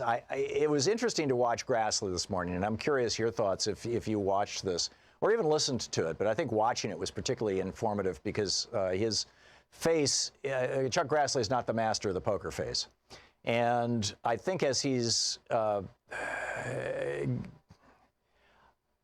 it's a tough one to say, but I might as well just say it. I think as he's getting older, it's getting harder for him to hang on to all the various thoughts that are running through his head and keep it all, bottled up and under control. He's a very, very effective and powerful politician through much of his life, but I think he's starting to lose it. And the reason I say that is that Cory Booker came out and said, Senator Grassley, I honor you, I respect you. But you're doing this wrong, and you have integrity, and you need to display that integrity now. And then Grassley's response was, well, you said I had integrity, and now you're taking advantage of me for being a nice guy. And Booker wasn't taking advantage of him. He was saying, do your job, do it right. But this is what's going on. And what's happening is Justice Kennedy is being replaced. Now, Kennedy, just in the era since John Roberts joined the court and became the Chief Justice after George W. Bush paid him off for his help in Bush v. Gore, and now we've got Kavanaugh, another guy who was there for Bush v. Gore. Ever since John Roberts has been on the court, there have been 51 cases where Kennedy and Roberts disagreed. 51 cases. And the majority of those are actually precedents. All of those are at risk, according to Professor Lee Epstein, or Epstein, I'm not sure how he pronounces it. Adam Liptak writing about this in the New York Times today, how Brett Kavanaugh would transform the Supreme Court. The reason this is such a big deal, and this is not said enough in the media, is that, for example, when Neil Gorsuch was replacing Antonin Scalia. Scalia was a hardcore right-winger. Gorsuch was a hardcore right-winger. So everybody was like, Gorsuch is probably more right-wing than Scalia, but he's not crazy. It's, the court's balanced. Kennedy is still the swing vote. It's still a 5-4, 4-5, it could go either way court, depending on the issue. Although that's not altogether true if it has to do with the interests and desires of billionaires or corporations. They're always, as Sheldon Whitehouse pointed out, 73 times, the Roberts 5 always wins. But now, Kennedy, 51 cases where Kennedy and Roberts were on opposite sides of the issue. Kennedy was, by and large, a conservative Republican, but he was not a Republican ideologue. He did not hate gay people. In fact, he was the reliable vote for gay rights. He was the swing vote for the ability of gay people to get married. Kennedy was the swing vote with regard to abortion. Kennedy was the swing vote with regard to a whole variety of so-called social issues. And that's all going to go away with Kavanaugh on the court. So we are looking at a consequential change in the court. Perhaps the biggest change in the court in my lifetime, maybe the biggest change on the court since the Lochner era, or certainly the end of the Lochner era in 1937, when FDR basically broke the back of the court by threatening a court packing scheme. So we'll continue along these lines. Let's pick up some of your calls here. Sandy in Chicago. Hey, Sandy, thanks for listening to WCPT. What's up? Well, Tom, I think you just mentioned what my question was, and it had to do when Senator Sheldon Whitehouse, in all his years, he thought one of the worst cases ever decided was a Lochner case. Right, and for people who don't know what we're talking about. I'm going to look that up, and I was wondering if you could explain it. Sure. The Lochner case, as I recall, and I may be wrong on this, but I don't think I am, was a case where there was a law that said that in, as I recall, either New York or Massachusetts, I think it was in New York, that said that a baker could not be made to work by his employer more than, as I recall, it was 80 hours a week. And, but it might have been less than that. It might have been 60 or 70, but whatever it was, there was this maximum hour law that applied to bakers.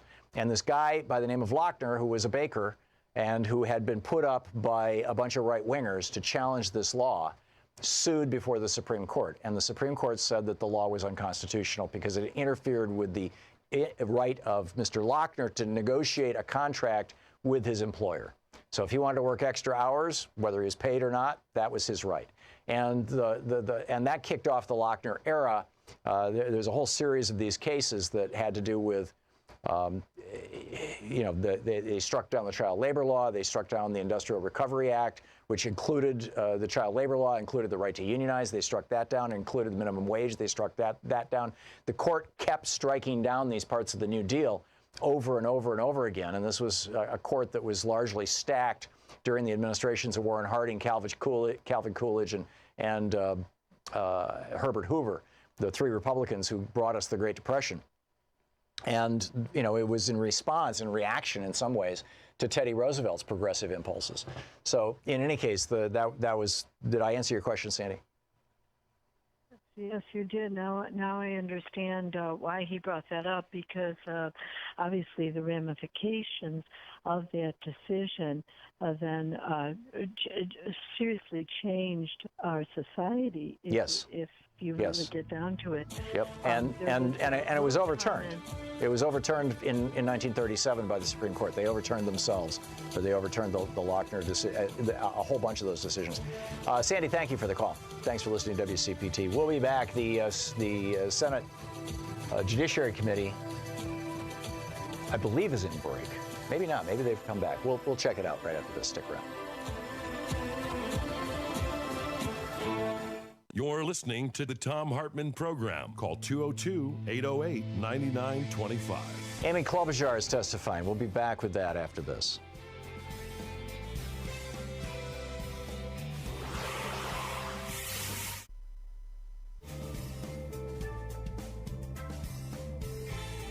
Nomination comes before us at a time when we are witnessing seismic shifts in our democracy. Foundational elements of our government, including the rule of law, have been challenged and undermined. Today, our democracy faces threats that we never would have believed would be occurring not that long ago. Our intelligence agencies agree that a foreign adversary attempted to interfere in our most recent election, and it's happening again.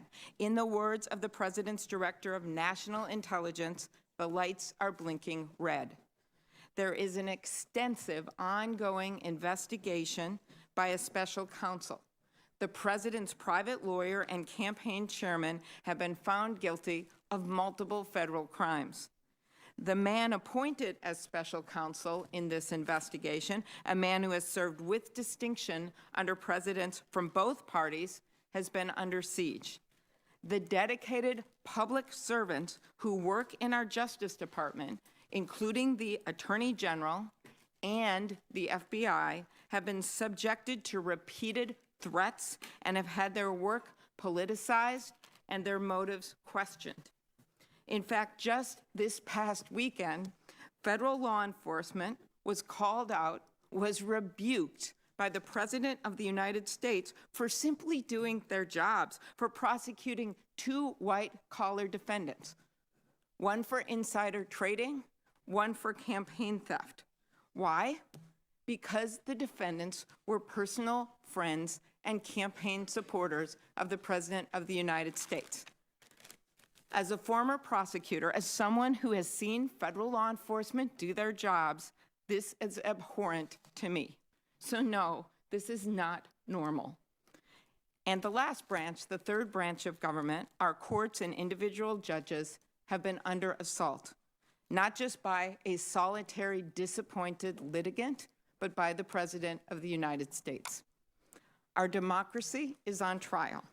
And for the pillars of our democracy and our Constitution to weather this storm, our nation's highest court must serve as a ballast in these turbulent times. Our very institutions and those nominated to protect these institutions must be fair, impartial, and unwavering in their commitment to truth and justice. So today we will begin a hearing in which it is our duty to carry on the American constitutional tradition that John Adams stood up for many centuries ago. And that is to be, in his words, a government of laws and not men. To me, that means figuring out what your views are, Judge, on whether a president is above the law. It is a simple concept we learned in grade school, that no one is above the law. So I think it's a good place to start. There were many highly credentialed nominees like yourself that could have been sitting before us today. But to my colleagues, what concerns me is that during this critical juncture in history, the President has handpicked a nominee to the court with the most expansive view of presidential power possible, a nominee who has actually written that the President, on his own, can declare laws unconstitutional. Of course, we are very pleased when a judge submits an article to the University of Minnesota Law Review, and even more so when that article receives so much national attention. But the article you wrote that I'm referring to, Judge, raises many troubling questions. Should a sitting president really never be subject to an investigation? Should a sitting president never be questioned by a special counsel? Should a president really be given total authority to remove a special counsel? In addition to the article, there are other pieces of this puzzle which demonstrate that the nominee before us has an incredibly broad view of the president's executive power. Judge Kavanaugh, you wrote, for example, in 7 Sky v. Holder, that a president can disregard a law passed by Congress if he deems it to be unconstitutional, even if a court has upheld it. What would that mean when it comes to laws protecting the special counsel? What would that mean when it comes to women's health care? The days of the divine rights of kings ended with the Magna Carta in 1215.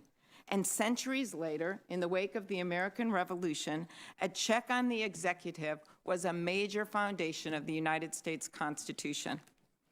For it was James Madison, who may not have had a musical named after him, but was a top scholar of his time, who wrote in Federalist 47, "The accumulation of all powers, legislative, executive, and judiciary, in the same hands may justly be pronounced the very definition of tyranny." So what does that warning mean in real-life terms today? Here's one example.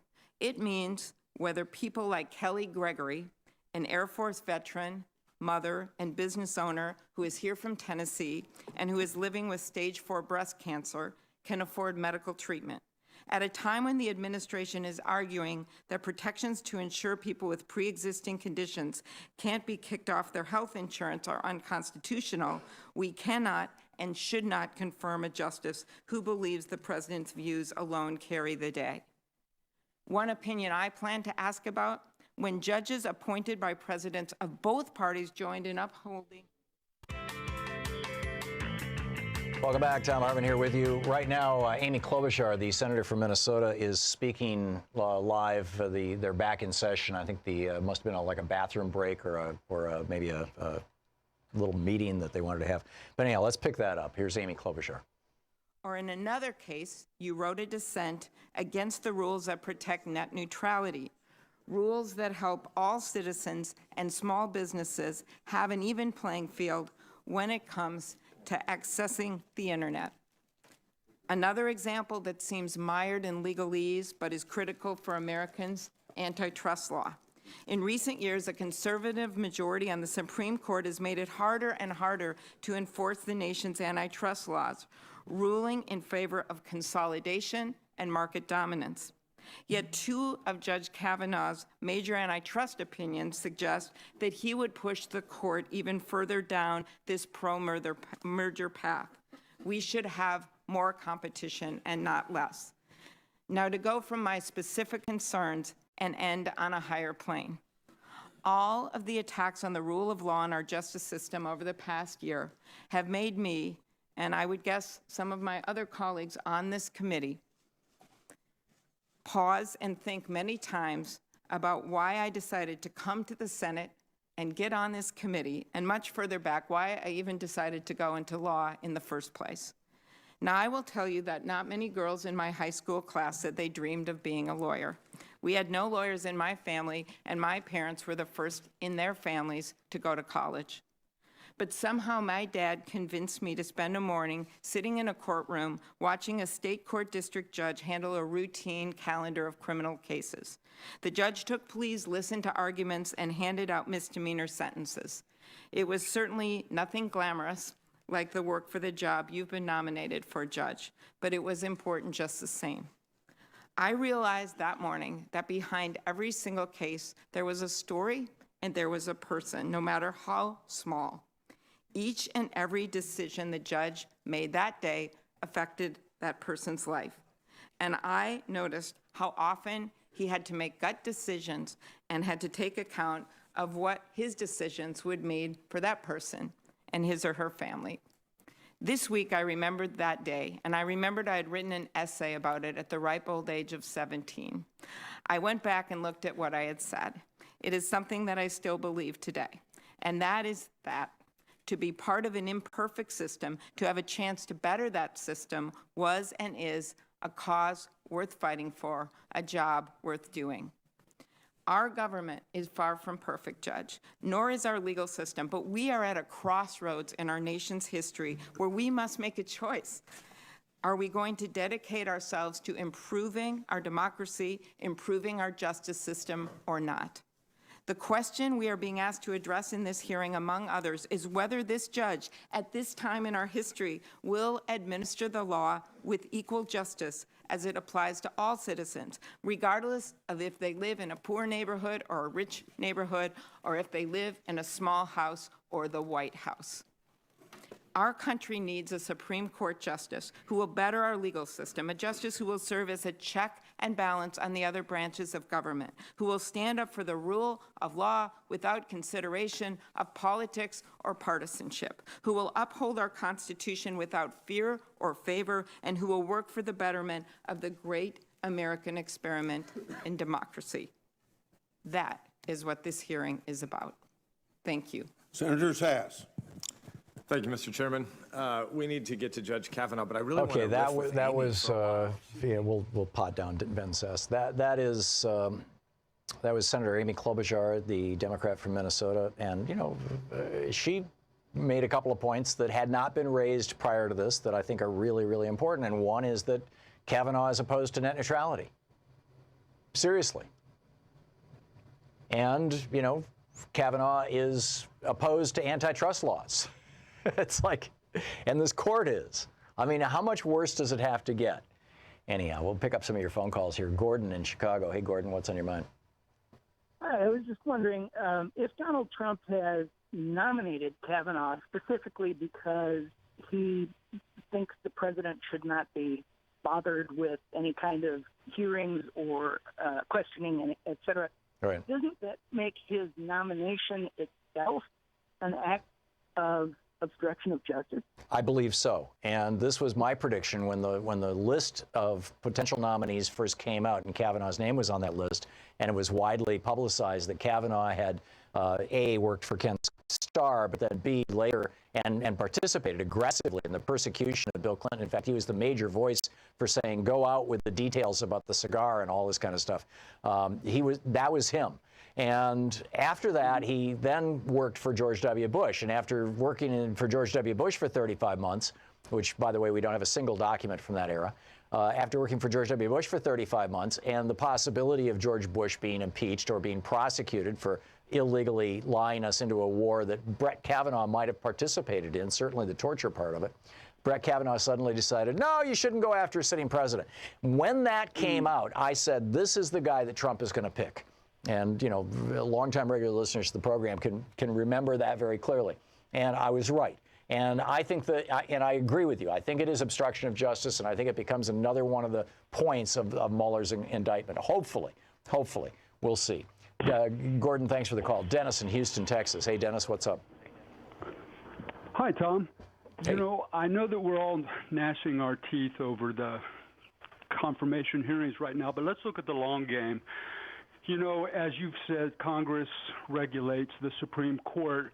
When Democrats get back in power, and we know that they will, we just don't know when, they can regulate the number of justices that are on the Supreme Court. That's correct. And it's been done, although not for since, the 1800s now. But it is well within the rule of law that we could add, say, 4 justices to the Supreme Court. And while we're at it, let's go ahead and add justices to the appellate courts to counter the right wing. Trump is doing that right now. They just created, I believe it was 143, but it was in the neighborhood of 150 new judicial positions that are taking the place of administrative law clerk, essentially, or judges. But these are now judges. And they're installing, right-wing young people in those positions as fast as they can. But, I think your point is well taken. And this is going to be my rant at the top of the next hour, is how the Supreme Court, when the Supreme Court is not in synchrony with the American people, bad things happen. And tune in about 25 minutes, and I'll go through the whole rant. But this is a very, very dangerous I've been time. exploring the wireless really world, is. And we'll see where it goes. Thanks a lot for the call. Charlene in Nokomis, Illinois. Hey, Charlene, what's on your mind today? Well, hi, Tom. Hope you're well today. I am. What's up? Oh, good.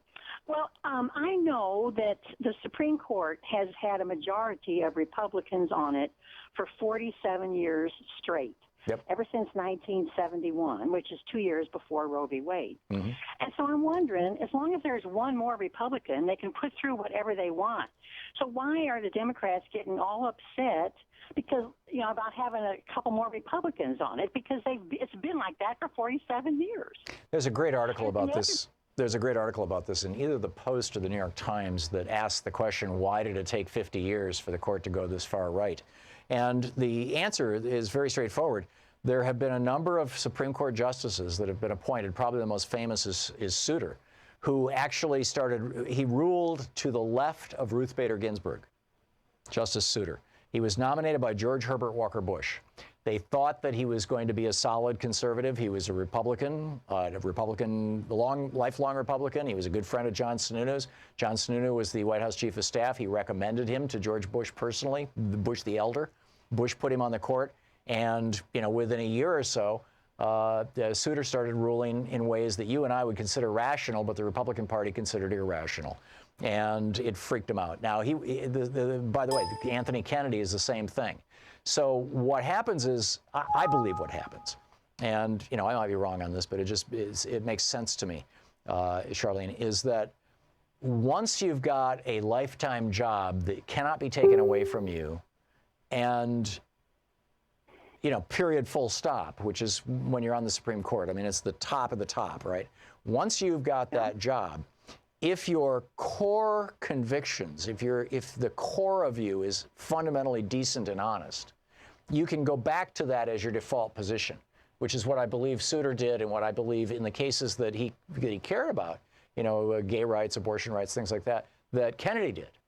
But if you're basically a hack, and you've always been a hack, and you want to continue to be, and you've been seduced essentially by the very, very powerful right-wingers. Clarence Thomas, for example, his wife Ginny taking hundreds of thousands of dollars from the Heritage Foundation, money from the Koch brothers indirectly, him and Scalia going to the Koch brothers events and holding court and being honored and feted and loved by all these billionaires and whatnot.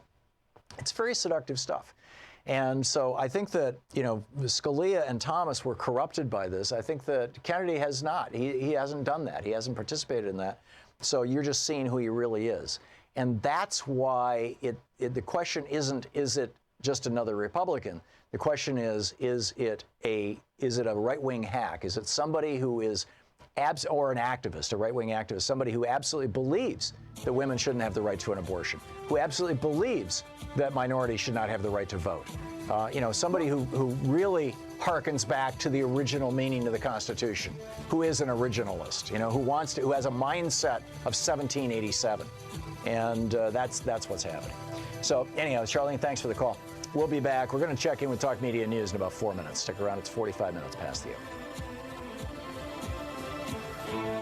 You're listening to Thom Hartmann. Visit thomhartmann.com for audio and video archives.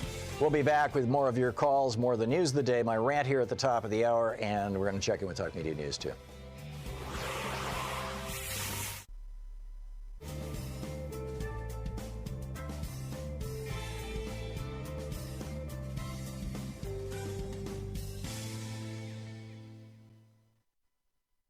And welcome back. There we go. Just organizing my papers here. All right, let's pick up some phone calls. Jim, watching us on YouTube in Texas City, Texas. Hey, Jim, what's on your mind? Jim? Oh. Sometimes when people try to take their phone off mute or whatever, they hang it up by accident. Jim, there's one line open right now, so you can just call right back, and we'll put you on the air.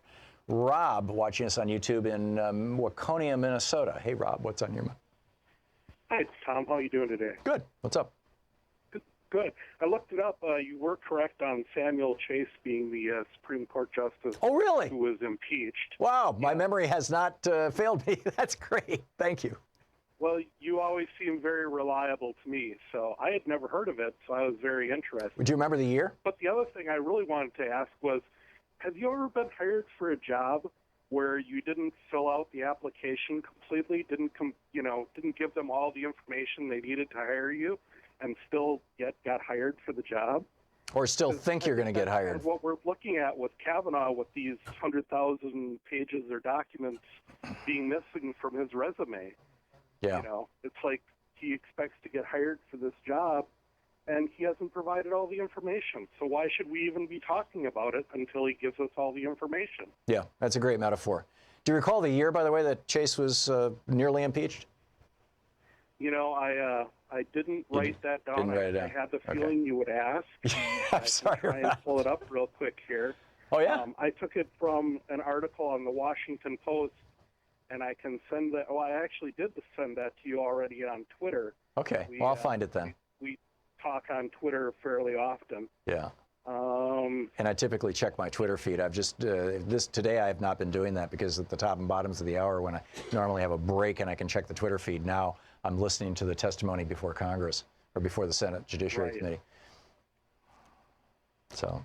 Right. I'm not seeing the date real quick. That's okay. I'll track it down later, Rob. I just have about a minute and 20 seconds, so I want to get another caller in here before we hit the break. Thank you so much for the information. And Jack, watching Free Speech TV in Petaluma, California. Hey, Jack, what's up? Good morning, Tom. Hey, Jack. What I'd like to know is we recently had a court trial here in California about Monsanto and Roundup. And the court found that they were liable for Roundup causing a man's cancer. Right. This is a case, by the way, that Bobby Kennedy litigated. Exactly. Yeah. So the thing is, they're appealing that decision now. To the Supreme Court. I don't know if it'll go to the Supreme Court right now, but it will eventually make it that way. You're correct. And if Kavanaugh's on the court, you can forget your right to be cancer-free. Exactly. We'll end up with Roundup in our meals. Yeah. Well, we've got it in most of our food right now, and it doesn't seem to be helping us at all. In fact, there's some people who believe that it's responsible for the explosion in autism. We'll see. Jack, thanks a lot for the call, among other things. But, you know, you never know. I mean, well, actually, ultimately, you can scientifically find out. We're going to check in with Bob Ney with Talk Media News in just a minute. Stick around.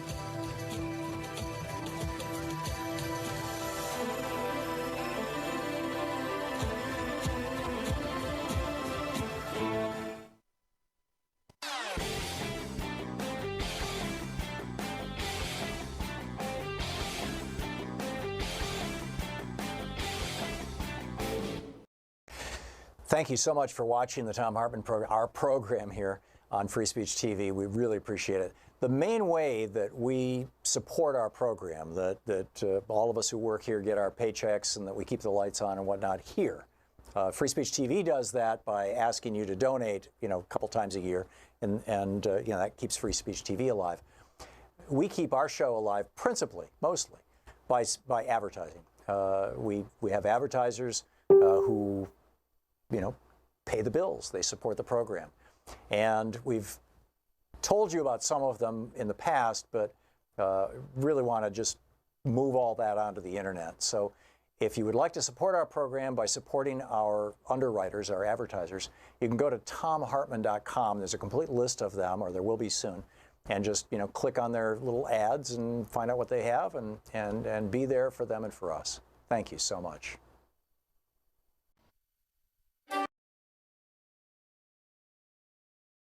So let's check in with Bob Ney with Talk Media News and find out what's going on in the world today. This report brought to you by goatsfortheoldgoat.com and Loving What You Do, Ellen Ratner's new book.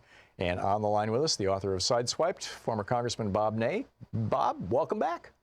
Well, thank you, Tom. Good afternoon. So I'm assuming you've been watching the hearings up to this point. I'm curious your thoughts on what's going on as a former member of Congress.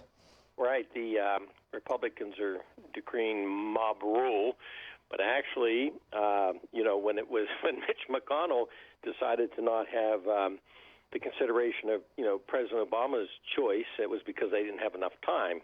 Right. And they needed more time, which was, going to be another year, I guess? Yeah. And, of course, now the Democratic side is simply saying we want a bit more time. And even though the Senate Republicans are saying they don't fear the loss of the Senate, who knows what's going to happen this year. This is a very wild year. But all of a sudden, of course, they have to move it. So basically, I think, Tom, that the Republicans are getting what they deserve because, you know, you can't use the argument they used last time to completely go around the right of a president, you know, to a point, which is what a president has the ability to do, which President Obama did, and then all of a sudden say, well, you know, it's enough. You don't need more time for this one. Yeah. So, I mean, I think that you know, if I was there, I would fully expect, if let's say I'm a senator, I'm supporting, you know, Kavanaugh, I would fully expect the Democratic side not to just lay down and take it. Yeah. Well, it appears that they're not. They're fighting back. I'm curious also, as somebody who you know, was pretty high up in Republican circles for a while there, for a number of years. Have you read this excerpt or this reporting on Bob Woodward's new book that's over in today's Washington Post? It just went out an hour or so ago. Oh yes. I'm the wondering what happens to Kelly now. Yeah, you know, how can Trump keep Kelly and McMaster particularly after Kelly brags to Bob Woodward or somebody on his behalf, probably Rob Porter bragged to Bob Woodward that he literally took papers off Trump's desk to keep him from signing them, like, you know, something that took us out of the South Korea free trade deal. Well, that's correct. They've done it, and you know, if you just look at and I saw these excerpts where, you know, they're quoting the chief of staff, which is amazing because the frustration level, Tom, of Kelly must have been. You know, I've been around the White House and presidents and our own internal system, you know, House administration, the speakers. It takes a lot to get a staffer to say the things that he has said. And I often wonder if Kelly is saying these things to kind of give a warning out there that, you know, something has to be looked at as to how the place is running. You think things might actually even be worse than they're being characterized? Oh, I think so, because I looked at something today that the president did that just absolutely blows my mind, And if I was, I don't know, if I was Mueller, I'd have to be looking at this. But the president is hitting his attorney general and saying that we had 2 easy wins. Now they're in doubt. Right. You know, basically saying that Sessions did that. So he, as president of his own Justice Department, is saying that they shouldn't have done this. Don't prosecute criminals if they're Republicans. Yeah. It's amazing that any president would interfere. Well, not only that, you know, the one thing that the president has to do, and it says it right in the Constitution, is he must faithfully execute the laws that are passed by Congress. And the laws include laws against inside trading and laws against campaign finance violations, which is what these guys have, the crimes that they're accused of committing. And Trump is going, yeah, but if they're Republicans, you don't enforce the laws, which is the opposite of his job.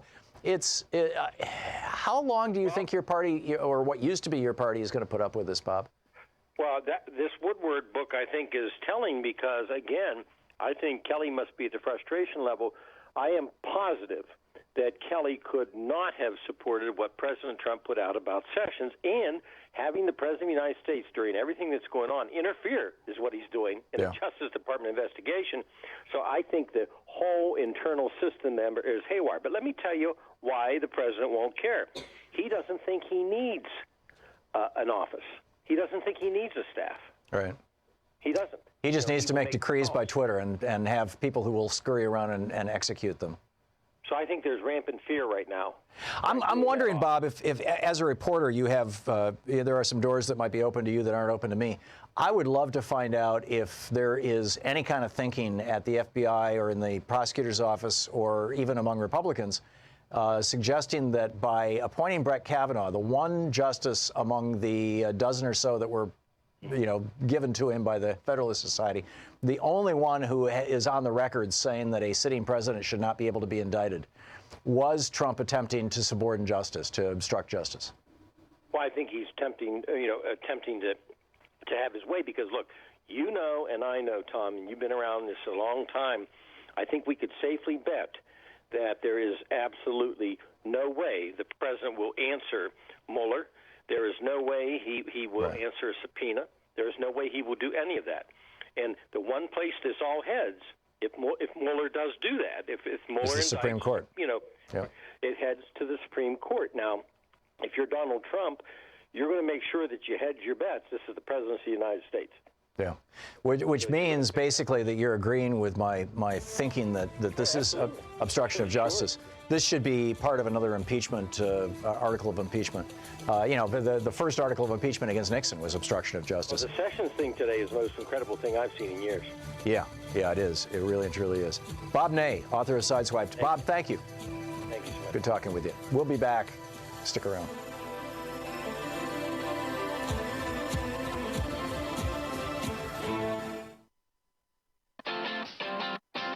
You're listening to Thom Hartmann.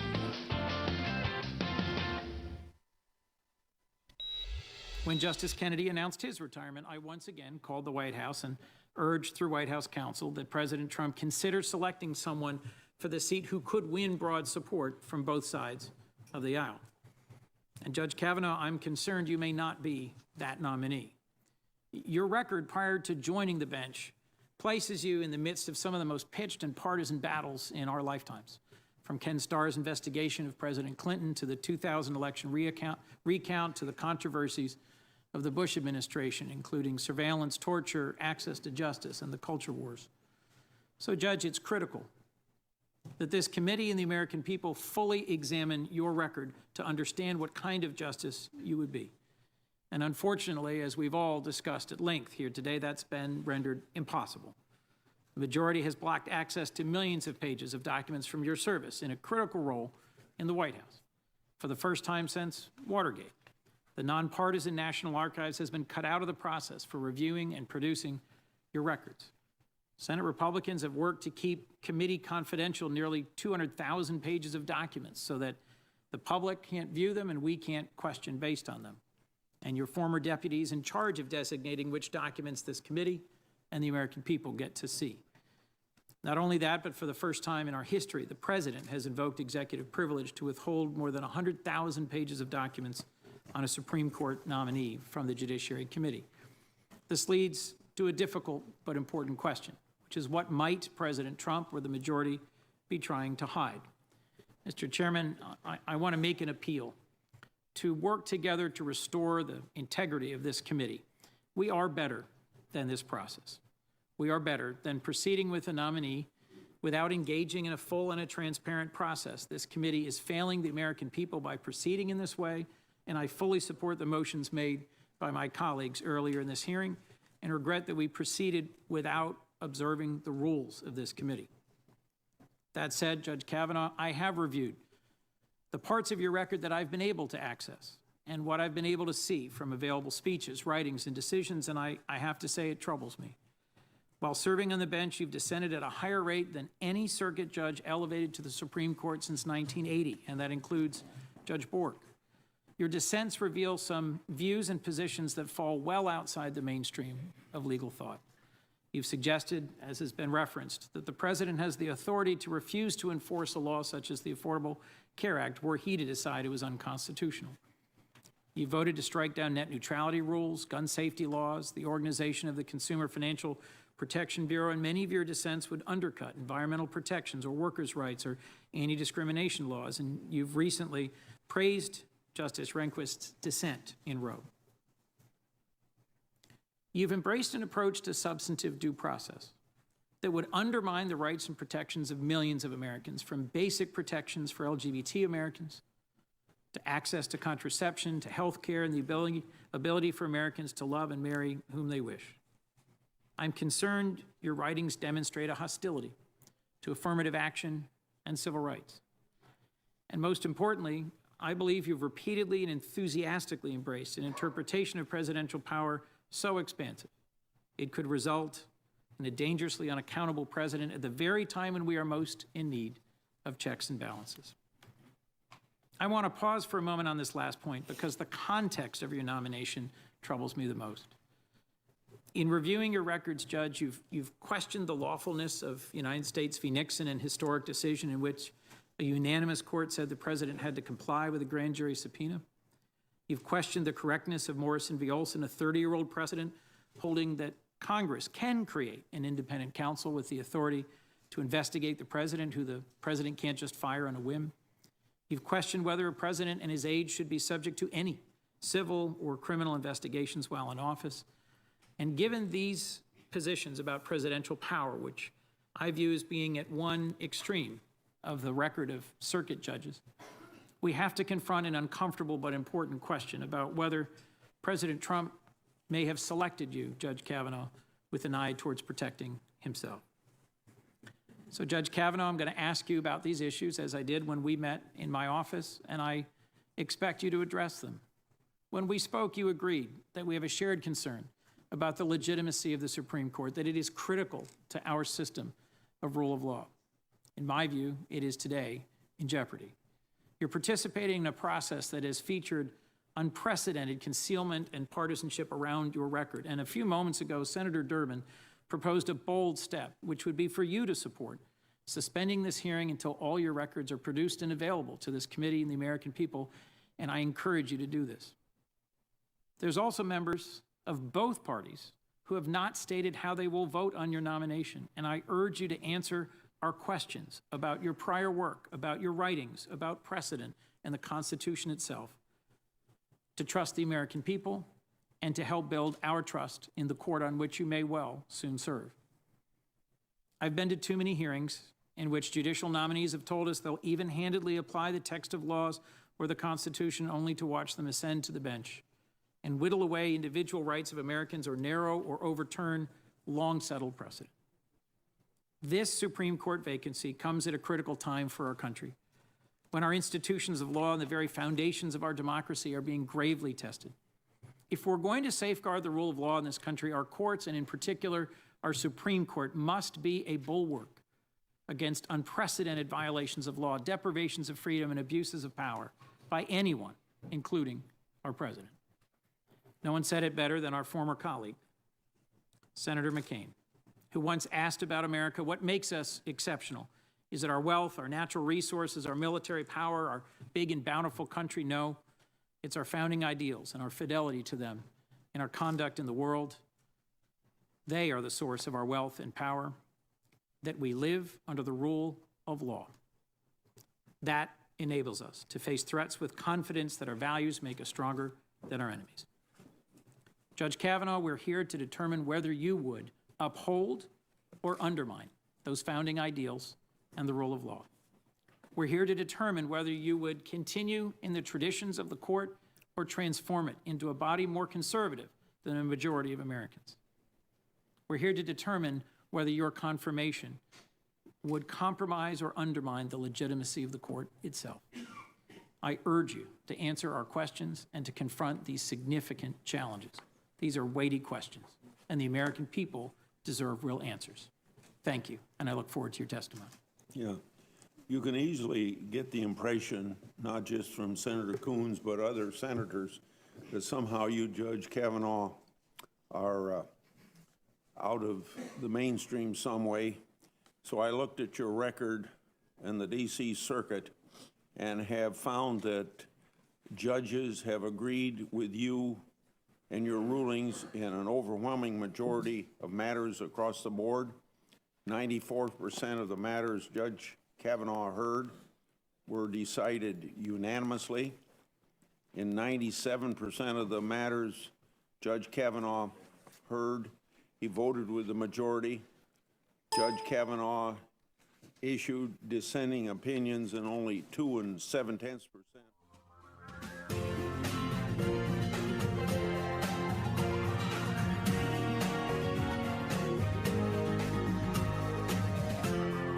This is the Thom Hartmann Program. Back to the third hour of our program. This is the rant. I want to share with you some thoughts here that I was going to open the show with, but the hearings were on, in process, and we got right into them. And then I thought, well, I'll open the second hour with this, but then we had, the executive vice president of Planned Parenthood on, and then so here I've got a few minutes. I just want to share this with you, and I would love to get your response to my thoughts on this. It seems to me, looking at the arc of history in the United States, it seems to me that when the Supreme Court is substantially out of step with the American people, that it provokes a crisis of governance. And that in the case of, in 1935, when the Supreme Court, this was still essentially the Lochner Court. This was the Supreme Court that was knocking down everything that FDR was trying to do. And they struck down the National Industrial Recovery Act in late 1935. And that law provided for minimum wage, maximum hours, workplace safety, the right to unionize, the end of child labor. They struck it all down, the Supreme Court. And that provoked this huge crisis. FDR ran for re-election in 36. He won in an absolute landslide. And in 37, after he was sworn into office, he came back and he said, okay, that's it for the Supreme Court. If these guys don't start ruling my way, I am going to introduce legislation to expand the number of members of the court to as many as 15. Every justice over 70, at that point in time, 6 of the 9 justices at that point in time were over 70 years old. Every justice over 70 would get a co-justice that FDR would appoint, who would vote on behalf of that person over 70. They would be essentially justices emeritus if they chose not to retire. So the court could go as big as 15 people. It would still only have 9 votes. And this was FDR's plan. And he probably would have passed. And he was dead serious about it. And so what happened was that, and the reason why FDR decided that this was a battle really worth fighting was that the 2 pieces of legislation, the Social Security Act of 1935 and the Wagner Act of 1935, the National Labor Relations Act, that created the NLRB and the Department of Labor. These 2 pieces of legislation were going to the Supreme Court in 37. And the court was going to knock them down. They were going to declare that Social Security was unconstitutional, that the right to unionize was unconstitutional. And they flipped. Under pressure from FDR, they flipped. There wasn't anybody got added to the court, nobody left the court, but two of the justices said, okay, we're going to go along with FDR rather than have a crisis. Now, the time before that, when it got really bad, was about 80 years before that, which goes back to kind of, Strauss and Howe's theory that every 80 years we have basically a revolution in America. And that was in 1856, as I recall, maybe 57. And in that case, Roger Taney, it's spelled like it's Taney, T-A-N-N-E-Y, but it was pronounced Taney. Roger Taney was the Chief Justice of the U.S. Supreme Court. He was a Southerner. I believe he was from Tennessee. And he wanted to solve, in quotes, the problem of slavery, in quotes. And so when Mr. Dred Scott came before him and said that he had lived 4 years, outside of the slave states, he had been in Illinois and someplace else, maybe Missouri, and that actually couldn't because of the Missouri Compromise. But in any case, that he had lived 4 years in a non-slave state, and therefore he should be freed from Mr. Sanford, who was his owner. And in the Dred Scott case, Roger Taney ruled that, nope, sorry, slavery, we're going to extend slavery basically to the entire United States. And Abraham Lincoln campaigned on not following Taney's advice. And Abraham Lincoln refused to go along with that Supreme Court decision. And that split the nation. Not Lincoln's response, but Taney's decision split the nation in a way that provoked the Civil War. And 600,000 Americans died because the Supreme Court was out of sync with where the American people were at. I'm watching a dynamic right now where the American body politic is moving progressive faster than I can recall any time in my lifetime. I'm guessing that this is probably what people were experiencing in 1933 when Franklin Roosevelt was elected after three years of Herbert Hoover doing basically nothing to stop the Great Depression. It just got worse and worse and worse. The day that FDR was sworn into office, all that week, the final banks in America failed. All the banks in America had failed. And they took everybody's savings with them after they foreclosed on everything they could. It wiped out the American middle class. The banksters got off just fine, but the middle class was screwed. And America said, that's it. We want to go progressive. And the Supreme Court didn't until 37. It was 4 years later. And it was a crisis for this country.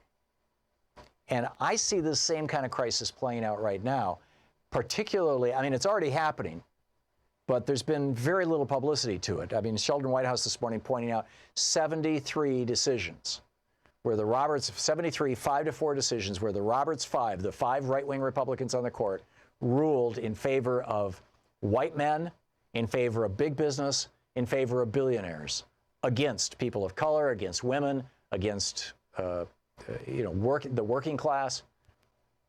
74 decisions, or 73, decisions by the Roberts Five. And so it's already happening. But I think it's been so incremental. It's been this decision, then this decision, then this decision, then this decision. It's sort of, the stuff that when I'm quoting from, they thought they were free. It's same kind of stuff that the Germans were telling Milton Mayer about in late 1940s, where, if Hitler had started gassing people the week after Kristallnacht, we all would have been up in arms, or the week after the German firm signs appeared in the windows in 1934. But it didn't happen like that. There were a million little tiny steps in between.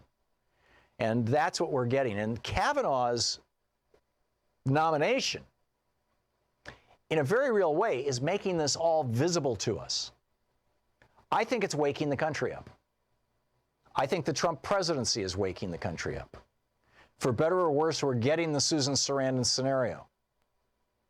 Right? You get Trump in there, and everybody will see how friggin' crazy he is and the entire Republican Party has become. They will see how corrupt the Republican Party has become. They'll see how the billionaires own the game to the point that they can get these legislators to write them a $1.5 trillion tax cut.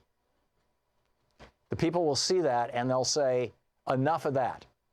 We're not going back. We're not voting Republican anymore. So that's the way that it could play out. And I think it is playing out right now. Bob Woodward's new book is another big piece of this, Fear. And it's a book about how there's basically an insane, deranged man in the White House. Which, by the way, if you haven't watched Downfall, which is it's a movie in German, German-made movie in German with English subtitles of Hitler's last days. And the young man who brought Hitler the information that he was dying, his name was Armin Lehmann. And Armin was a dear friend of mine. Armin and I taught seminars in the travel industry back in the 80s all over the world. And I kept up with Armin, and Armin moved to Oregon, and Armin wrote an autobiography about, he was the courier, it was titled Hitler's Last Courier. He was the guy who delivered the news to Hitler that the war was lost, out of the room, and Hitler committed suicide. Armin was there. He was 15 years old. Armin just died a couple of years ago.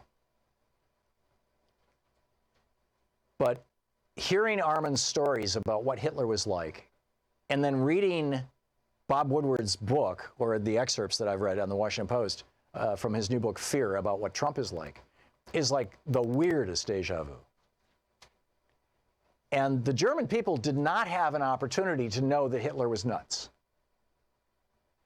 Or the Spaniards with Franco, or the Italians with Mussolini. They just saw the patina. They just saw the surface, just the coating. But now we've got people inside the White House speaking to reporters like Bob Woodward saying, yeah, the guy is nuts and incompetent, and he has the intellect of a fifth grader. Now, the question in my mind is, did he always have the intellect of a fifth grader, or is he losing it? But the bottom line here, the net of what I'm saying, is I see a crisis coming.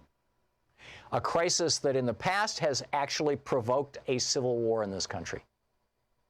A crisis produced by the Supreme Court using judicial review, using the power to strike down laws or to create laws, which Taney arguably did in Dred Scott,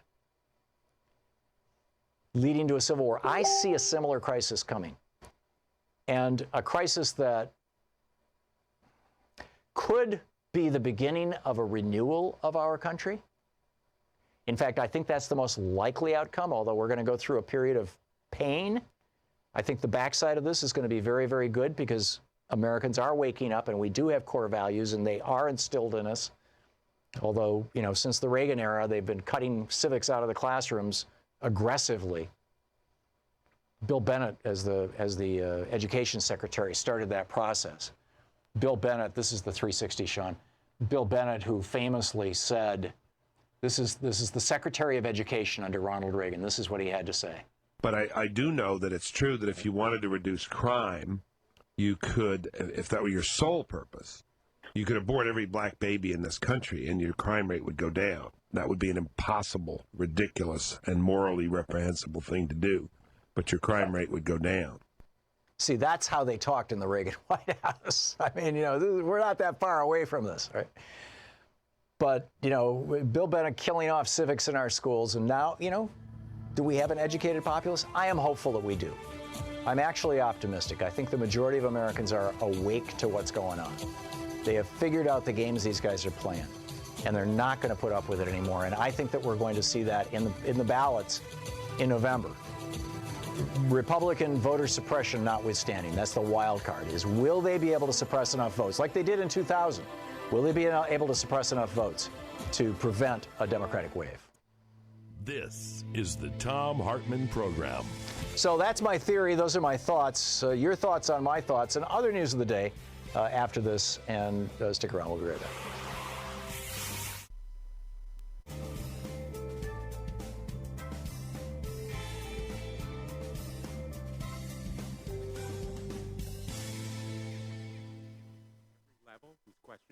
Whose integrity he has questioned. Here we go. And back to the hearings. Your responses to our questions will be highly enlightening about whether you join us in defending the judiciary and the rule of law That very president has nominated you in this unprecedented time. Unprecedented because he is an unindicted co-conspirator who has nominated a potential justice who will cast the swing vote on issues relating to his possible criminal culpability. In fact, whether he is required to obey a subpoena to appear before a grand jury, whether he is required to testify in a prosecution of his friends or associates or other officials in his administration, and whether, in fact, he is required to stand trial if he is indicted while he is President of the United States. There is a basic principle of our Constitution, and it was articulated by the founders. No one can select a judge in his own case. That's what the president's potentially doing here, selecting a justice on the Supreme Court who potentially will cast a decisive vote in his own case. That is a reason why this proceeding is so consequential. Senator Sass urged us to do our job. I agree. Part of our job is to review the record of the nominee as thoroughly and deliberately as possible, looking to all the relevant and probative evidence. We can't do that on this record. Mr. Chairman, you have said multiple times that your staff has already reviewed the 42,000 pages of documents produced to this committee at 5:41 p.m. yesterday. Both sides are using the same computer platform to review the documents from Mr. Burke. The documents had to be loaded into this platform overnight and couldn't be concluded until 6:45 a.m. this morning. How is it possible that your staff concluded its review last night before the documents were even uploaded? That's this platform that both sides are using here. It's simply not possible, Mr. Chairman, that any senator has seen these new materials, much less all of the other relevant documents that have been screened by Bill Burke, who is not the National Archivist. And this situation, when we say it's unprecedented, is truly without parallel in our history. And I'm going to quote from the National Archivist. It's, quote, something that has never happened before. And the archivist continued, this effort by former President Bush does not represent the National Archives or the George W. Bush Presidential Library. Senator Richard Blumenthal of Connecticut will be right back. Mr. Chairman, I renew my motion to adjourn so that we have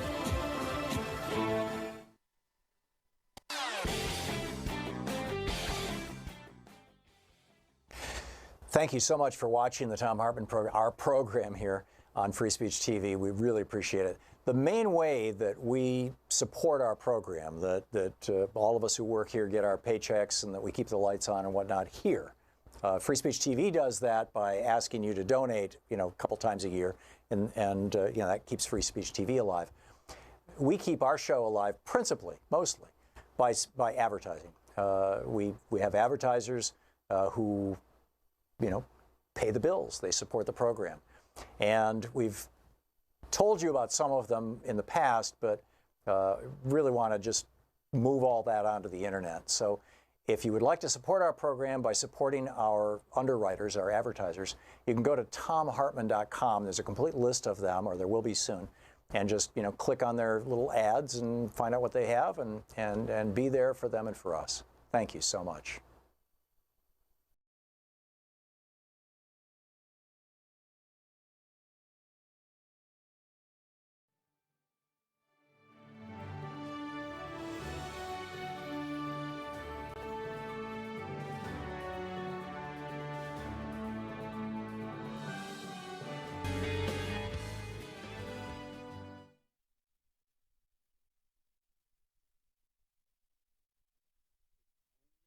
No, yeah, there we go. Thank you. Welcome back.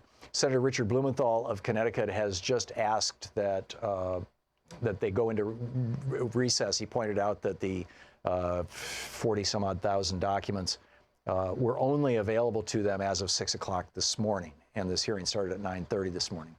So he's asking for a break. In fact, maybe we can bring it up for just a minute and see what they're talking about. Rules apply to executive business session.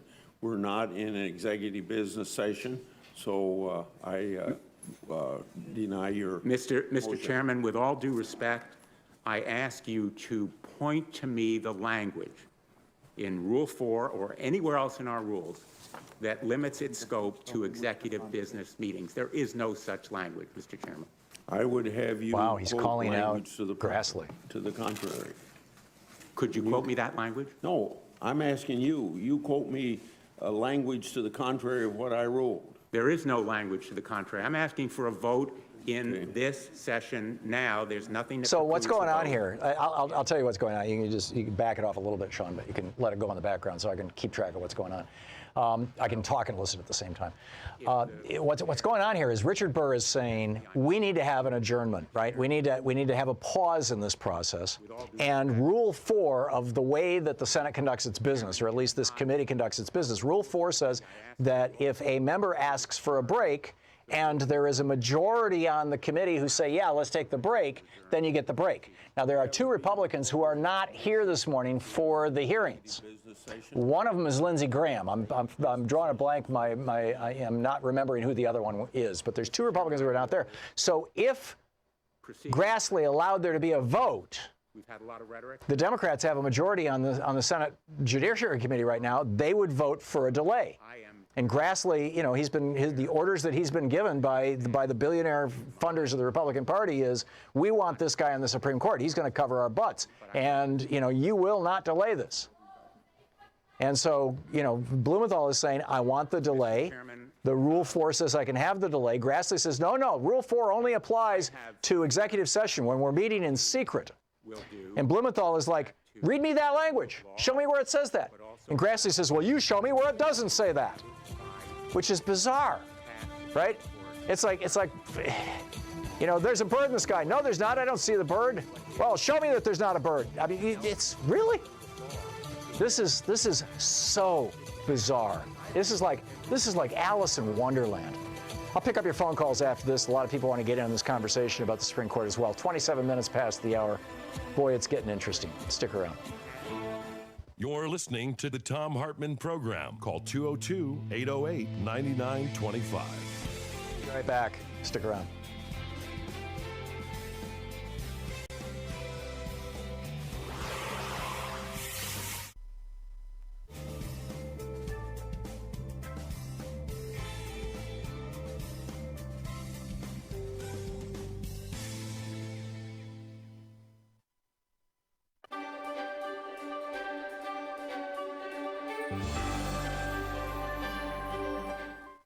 For the Thom Hartmann Book Club, we're reading I'm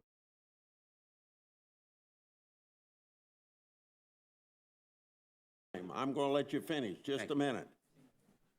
I was hoping that the 10-minute rule would stand, but we got off to a very bad start.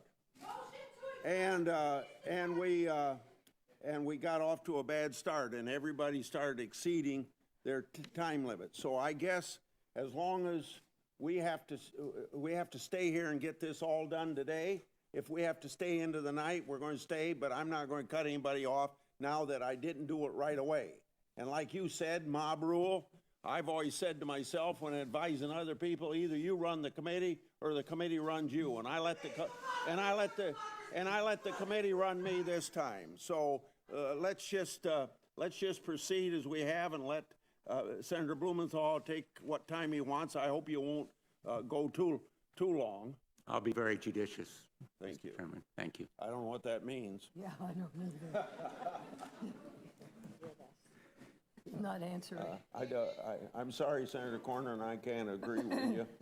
We just proceed. Senator Thank you, Blumenthal. Mr. Chairman. Next time, Mr. Chairman. So I will be asking Judge Kavanaugh whether you believe Roe v. Wade was correctly decided, whether you believe Brown versus Board of Education was correctly decided, judicial nominees have figured out all kinds of ways to avoid answering that question. First, they said they felt it would violate the canons of ethics. There are no canons of ethics that preclude a response. Then they said that they felt a decision might come before them, an issue in a case that might arise. And more recently, they've adopted the mantra that they think all Supreme Court decisions are correctly decided. But you're in a different position. You've been nominated to the highest court in the land, and your decisions as a potential swing vote could overturn even well-settled precedent. And there are indications in your writings, your opinions, as well as the articles you've written and some of the memos that have come to light, that you believe, for example, Roe v. Wade could be overturned. And that's why I want to know from you whether you think it was correctly decided in the first place, and other decisions that are regarded as well settled or long established.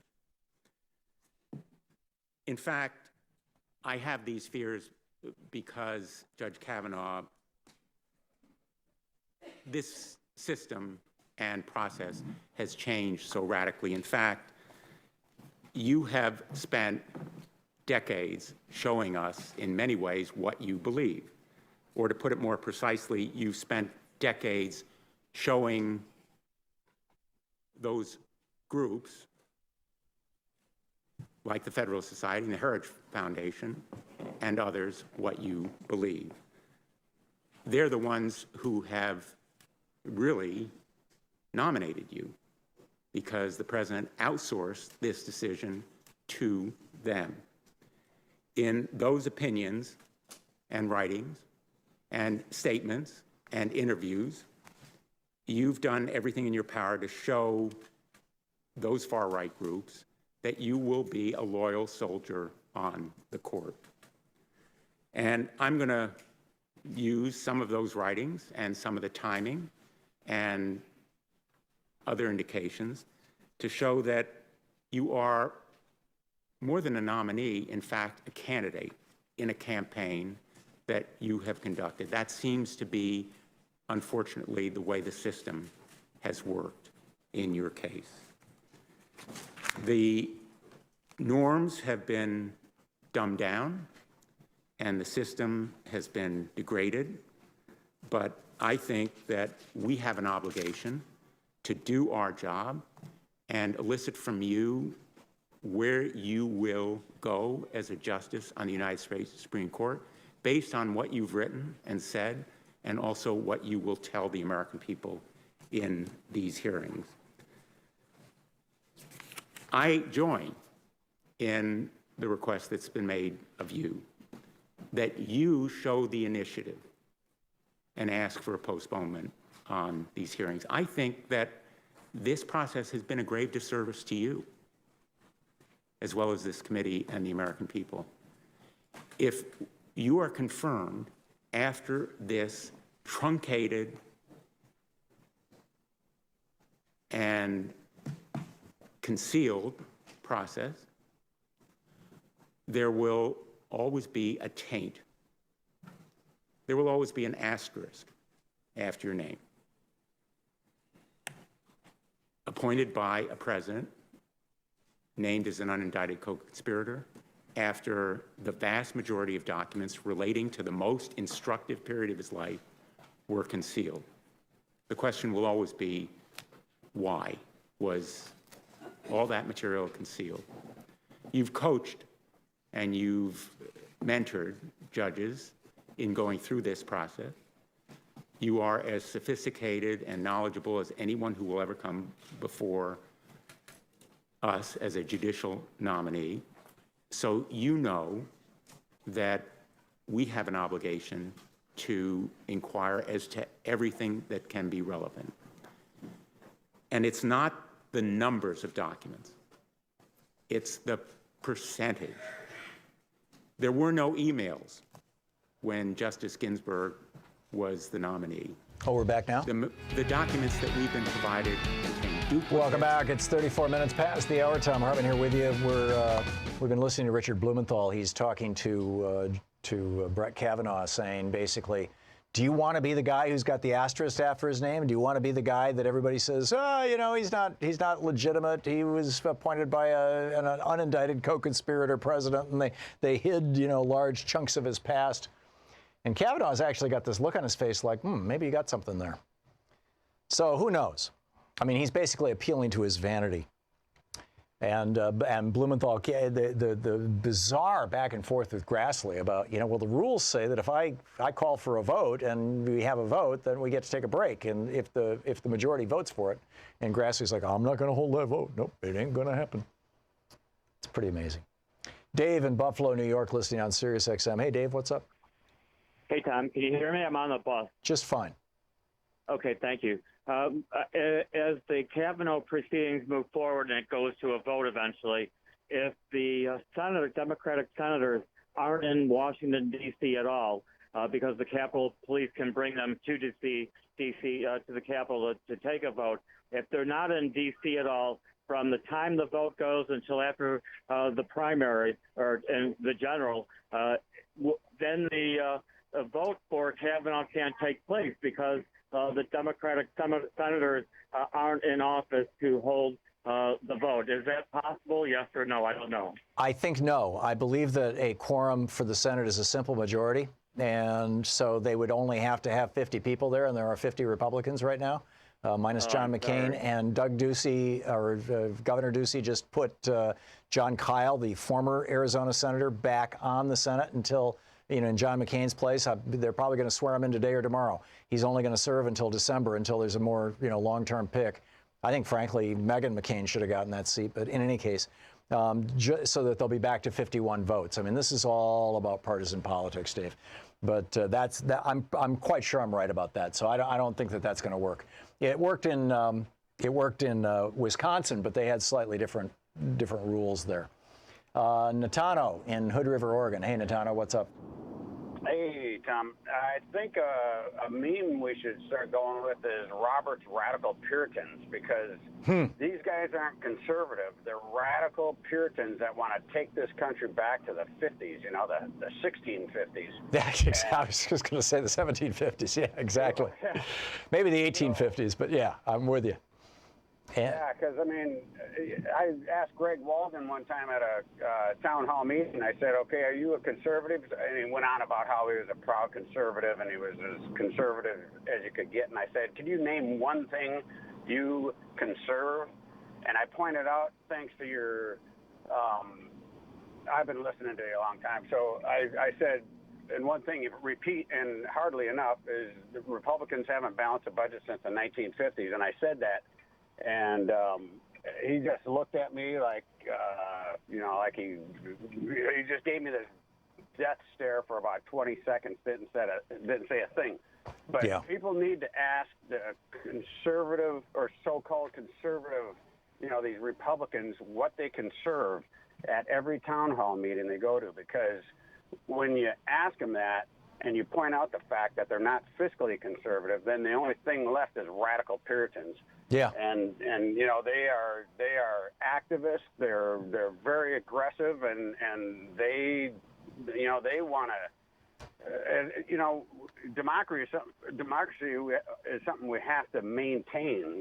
It's not something that's just going to be static. And these guys are taking advantage of the fact that most people just think it's static and can never move. Oh, and they about every 80 years they come around and they do it over again, over and over again. Natana, well said. And by the way, to put a pin in this, I just got this email. Literally just in the last hour from Credo Action. The progressive group that does cell phones and things. And they tell Republicans, keep your hands off Social Security and Medicare. Representative Steve Stivers, he's a Wall Street lackey Republican congressman. He's in charge of re-electing members, the House of Representatives, Republicans. He just proudly confessed that the tax cuts for corporations and the ultra-rich would be paid for by slashing Social Security and Medicare. Just came right out and said this. John Harwood did a report on CNBC titled "A Leading Republican Urges Reform for Medicare and Social Security as Deficits Balloon Under the GOP Tax Cut." Before the Republican tax scam, Paul Ryan said, next year we're going to have to get back here on entitlement reform. They're using the deficit that they created to say we can't afford to have Social Security and Medicare anymore. Senator Tom Cole, the Republican from Oklahoma. Someone wants to get serious about debt, come talk to me about entitlements, Social Security and Medicare. John Thune, senator from South Dakota or North Dakota, one of the Dakotas. He says, if we're going to do something about spending and debt, we have to take on making our entitlement programs more sustainable. I think there's support here generally for entitlement reform. Entitlement reform is Republican speak for cutting Social Security, cutting Medicare. That's what these guys are up to. Greg in Reno, Nevada. Hey, Greg, thanks for listening to us at 9:10 a.m. What's up? Yeah, hi, Tom. Thank you for taking my call. I'm a first-time caller, and I have a question as to the court packing during FDR's administration. Sure. And when I was in college, and at the time, history books, et cetera, it conveyed, and based upon those articles and footnotes in various history books, is that FDR did not have the support of moderate or conservative Dems, and of course the GOP at that time, and that there was a book that was written, I haven't read it in all fairness, it's called Supreme Power by Jeff Seschow, if I pronounce his name correctly, mentioning even that FDR's VP at the time went into the Senate and did various gestures saying that he was against the FDR's plan as well. Could you, with what you had mentioned earlier, my long version here is, could you provide me with other information as to what your interpretation is that he would have been successful? There was a book that I read. There's a fair amount of stuff in my book, The Crash of 2016, about FDR, and I went back and read newspaper archives from 1932 all the way through 1938, and there is a book, and I'm sorry, I wrote that book in 2014, and which was 5 years ago, and I don't remember the title of the book, but I read it, and it was specifically about FDR's court packing scheme, and the point that the author. I'm sorry, but you don't know you can't recall the name of the book. I'm sorry, I can't. I'm sure it'll come up real easily if you do a search. Is your book Crash of 2016? I refer to it in my book, The Crash of 2016. Okay. It might be in the end notes or the index there. Yeah, good. But in fact, I've got a copy right here. I'll pull it out while we're talking. But anyhow, the point that he made was that this was never before the legislature. FDR threatened it, but they never dropped the legislation. And so as a result, we really don't know. And it has been Republican legend that FDR was way outside the mainstream, blah-de-blah-de-blah. But the fact of the matter is, if it wasn't real and possible and, in fact, probable, in all probability, the Supreme Court justices would not have made the highly political decision. And I'm looking at the book, and I don't see court packing in here, so maybe it's FDR court packing. They would not have made the decision to change their whole political thing. So maybe it's under R for Roosevelt.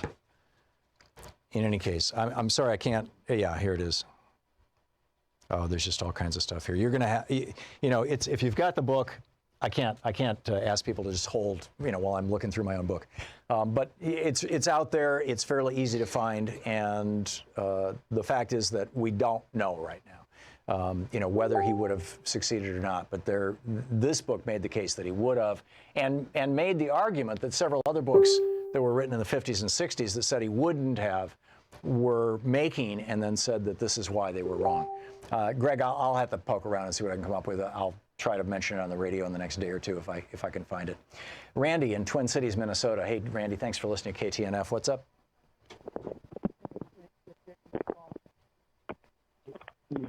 Randy, you are on the air here. Yep, thank you. Earlier, you had a caller call in about that we really need to vote for Democrats, and no matter what, that's what has to happen. He was complaining about the purity test, and that's a big problem. And you kind of agreed with him But just before that guy came on, you were talking to another caller to call 5 senators, right? Murkowski and Collins, and 3 what? 3 Democrats. Democrats. Yeah. So it's just, it does matter. It's not blue no matter, because that's exactly why we're where we are. No, but the fact of the matter is that you would not be able to call Joe Manchin or Claire McCaskill or Heidi Heitkamp and lobby them Democrat to Democrat right now if they hadn't run in those states as Democrats. Now, I'm frankly of the opinion that had they run as genuine progressives, that they would actually have more power in those states. But I could be wrong. Right. And the fact of the matter is that that's who they're there, and they are holding those positions. And you know, they're there. Right? If we're talking a primary, it's a whole different conversation. But you know, right now you've got 3 quote moderate Democrats in the United States Senate who could be swung on this vote. And we need to be calling them, and we need to be, frankly, we need to call every single senator. And the number is 202-224-3121 to get you the switchboard for the Senate. It's 45 minutes past the hour. You're listening to Thom Hartmann. Visit thomhartmann.com for audio and video archives. Back with more of your calls right after this. It's coming up on 46 after.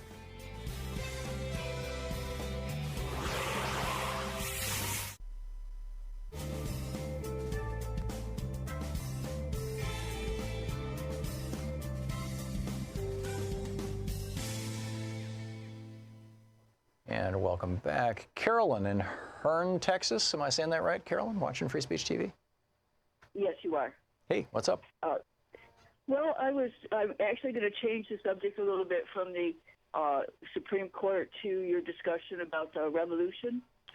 And I'd like to suggest that instead of revolting, for war, that we, as the people, mobilize for democracy, and that we use our 10th Amendment right to change from a representative republic to a participatory republic.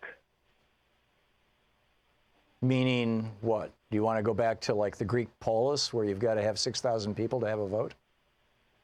Well, no, I think that we could do it using our Constitution the way it is, and that every representative has to vote the will of his constituents. Determined how? I mean, that's the theory right now, and the way that it's determined is they re-elect those persons. Yes, but they go to the seat of government and do whatever they want. But if the people don't want them doing that, the people vote them out 2 years later. I mean, the House of Representatives has 100% turnover every 2 years.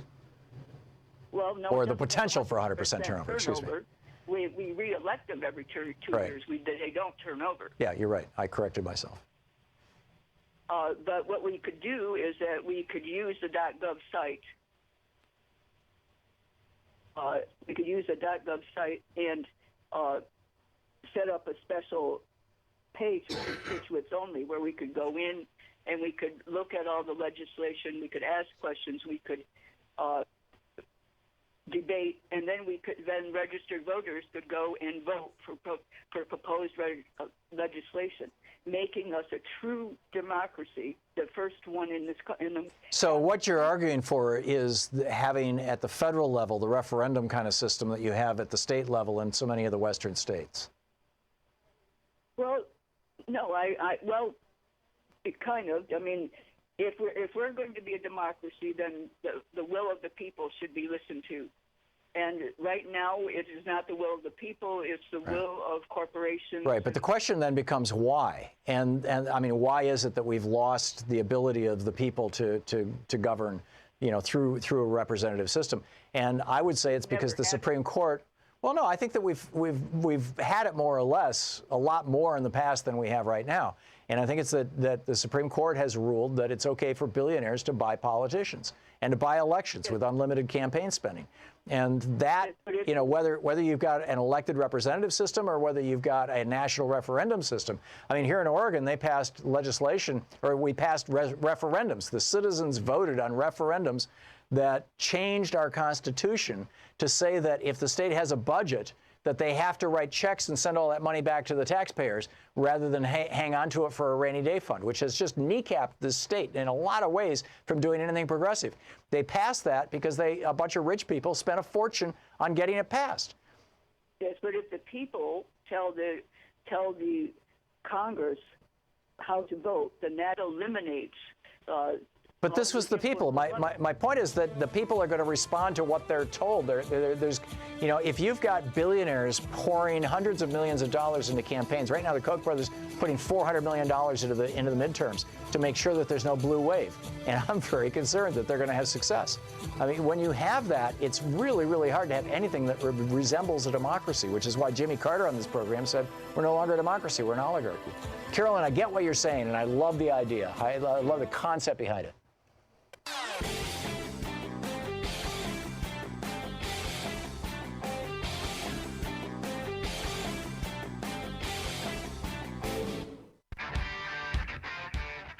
Welcome back. Tom in San Diego. Whoops, hang on just a second, Tom. There we go. Tom in San Diego, California, watching us on Facebook Live. Hey, Tom, what's up? Hi, Tom. Thanks so much for taking my call. My pleasure. It's on your mind. So lots of women vote for Republicans, which at least in part led to the GOP's majority in the House, the Senate. Right, 53% of white women voted for Donald Trump. Yeah, exactly. And ultimately it led to this Kavanaugh hearing.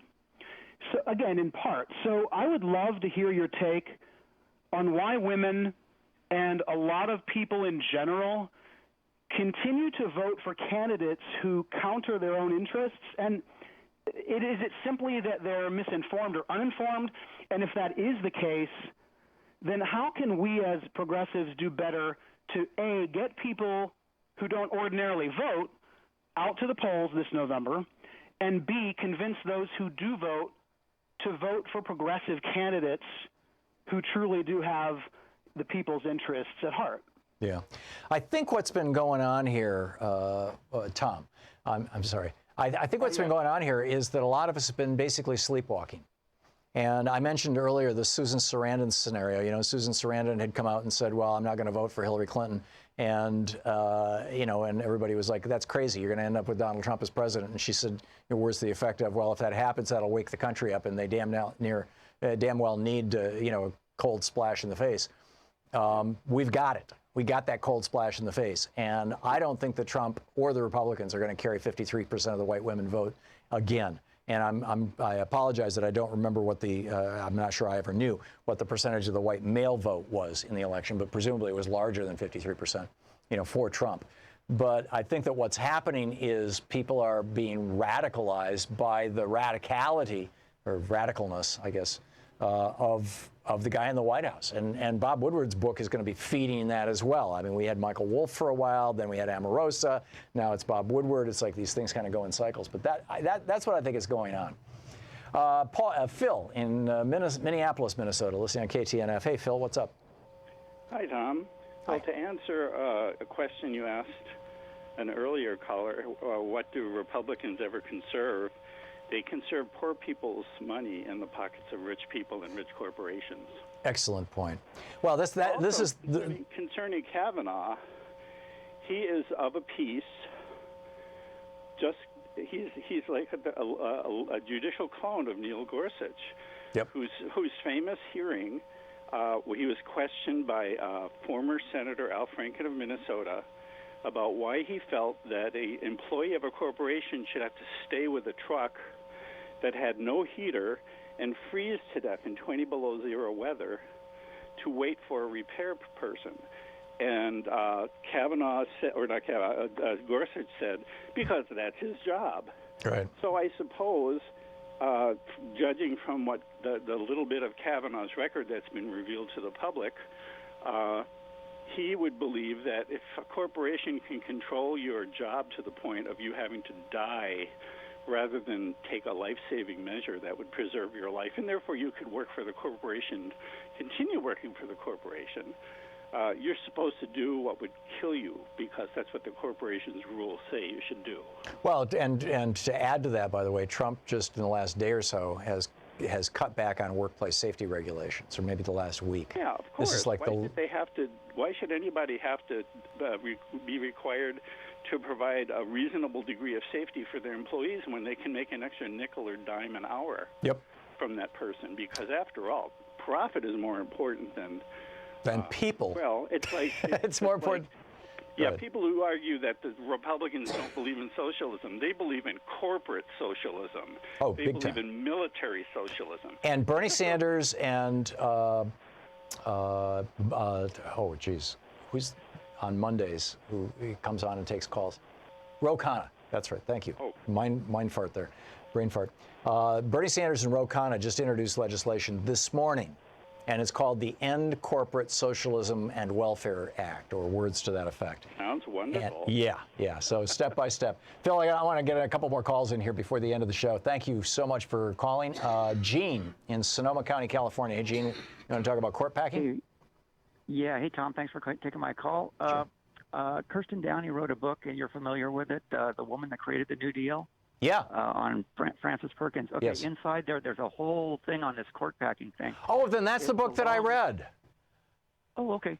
Anyway, the law didn't pass, but there was no need to. She understood that these guys, and they were making overtures to her, secret, kind of wink, wink, nod, nod, get me a raise, make sure my pension comes through. And she was invited to one of the justices' evening dinners or something. Right. And it's mentioned in the book.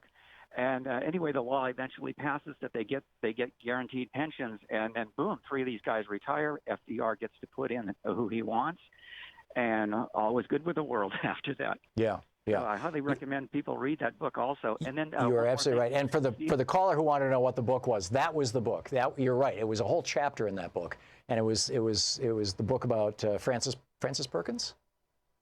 Is that her name? She basically, she reminded me so much of last night I saw CNN's RBG. Oh, yeah, I saw that too. Louise and I watched that. That was great. Just blows me away how close their backgrounds match up. But that's what I wanted to say. Yeah, okay. Well, thank you. Thanks, Tom. Thanks for the call. And let's see here.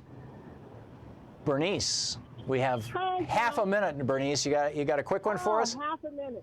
Yes, I would just want to respond to the guy that was asking why white women, vote for someone like Trump that's not in, Why do you think that is?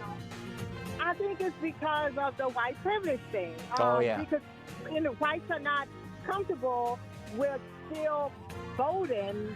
They deep down, Tom. This is deep down. You have. Beatrice, I'm sorry, or Bernice, I'm sorry.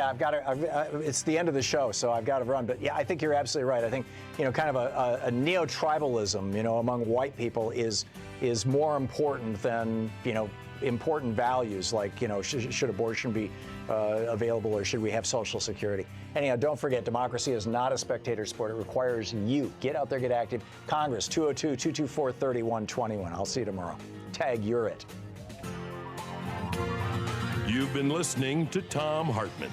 For audio and video archives, visit thomhartmann.com.